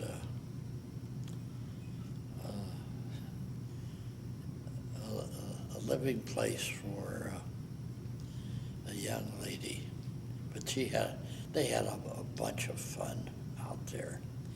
They had a great group. She made a lot of wonderful friends, which she still has. And after graduation, she went to New York and got a job at CBS in New York City. And she got a one-room apartment there in Manhattan that prices there are reasonable, that cost a mint. And but she loved the excitement of New York. But she eventually decided that she wanted to go back to school. No, she didn't go back to school. She wanted to go to Boston. So she went to Boston, and she got a job with CBS News in Boston, where she still is. And while there, she met a young man by the name of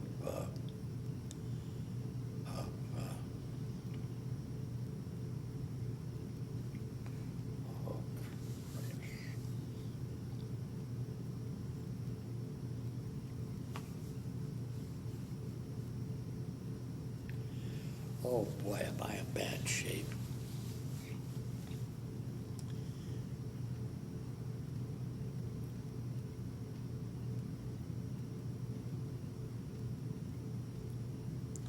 Anyway, she met this young man, and they fell in love, and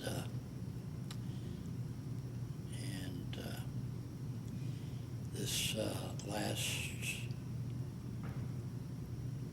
month, he gave her an engagement ring, and they plan on getting married on July 2nd of next year.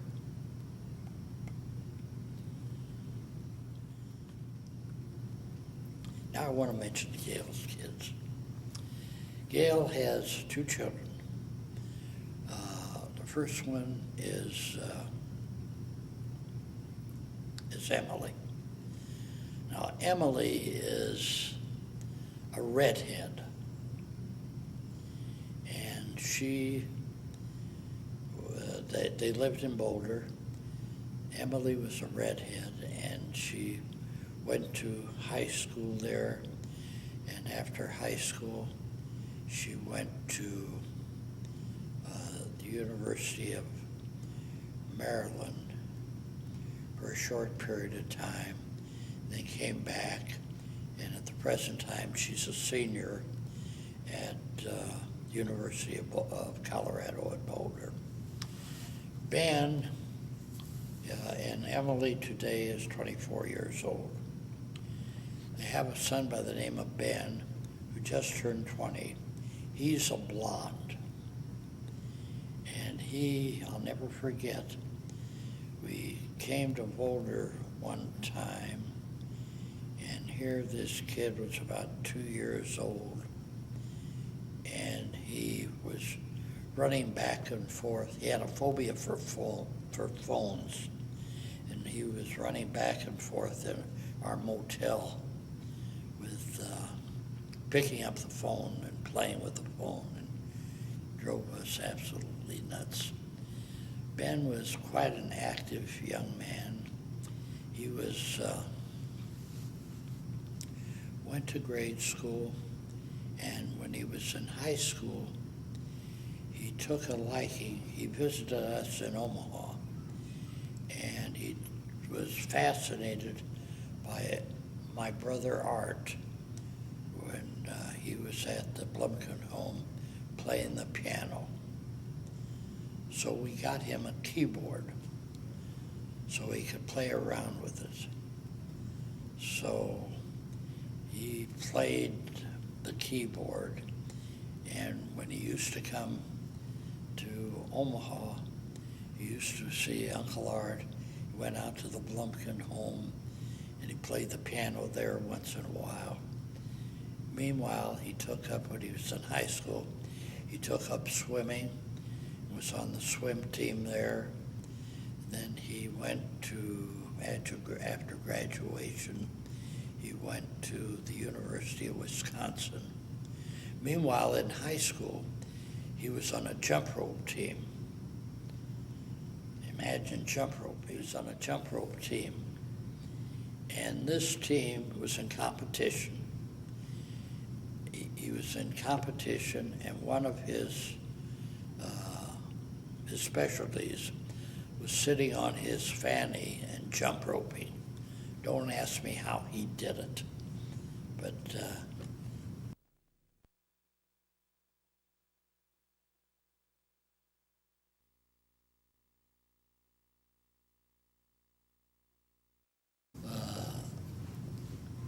Ben was on this jump rope team, and they were in competition, and they traveled all over the United States. And they went to, they went to Puerto Rico, and they went to Europe in this competition. And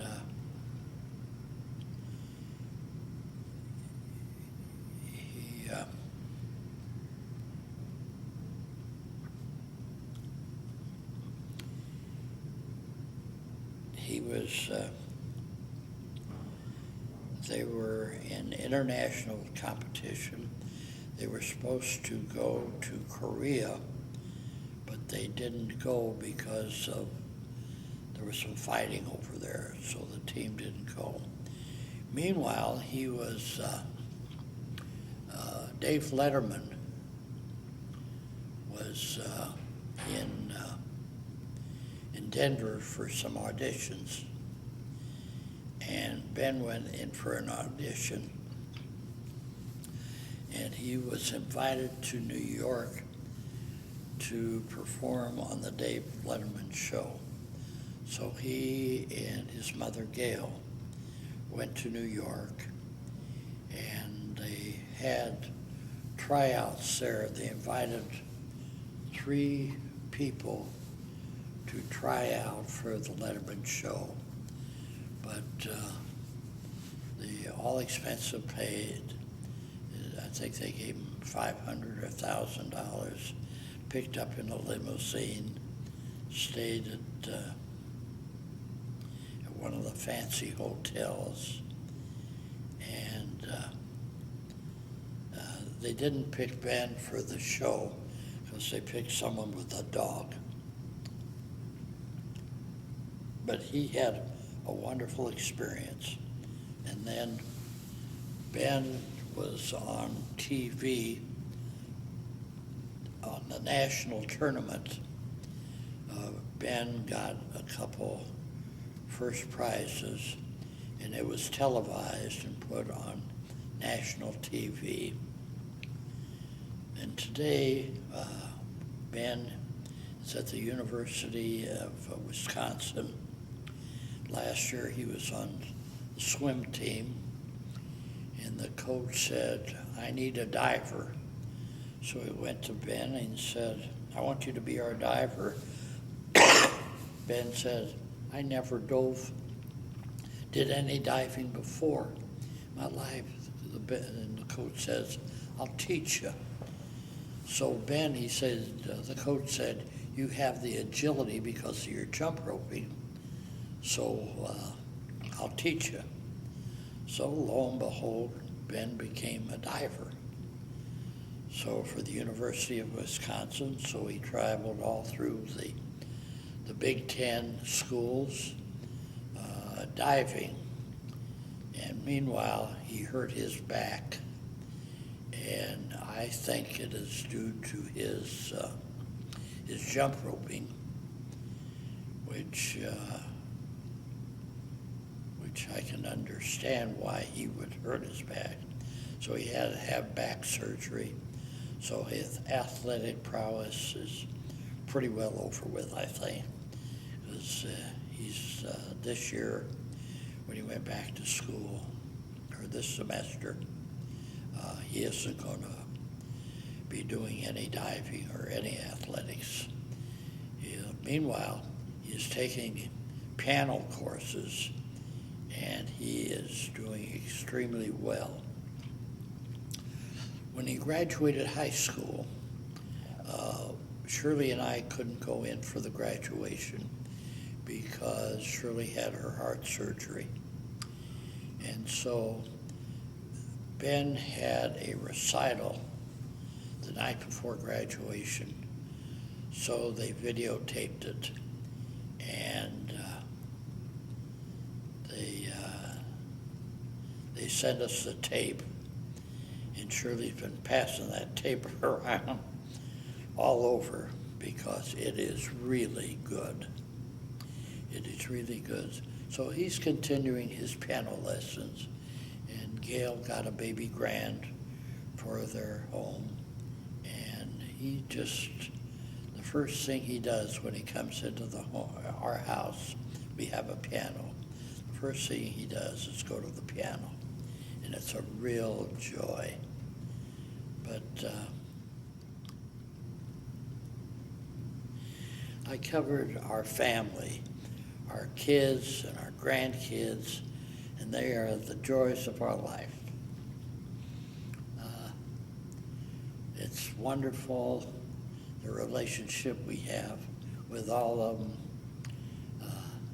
Becca and Deborah calls us every week or every 2 weeks. We hear from Ben away from school, and Emily once in a while, but they are real joys, and it's wonderful to have a close family where the love shows all the way around, and we all enjoy when we have family get-togethers, because a family is the bedrock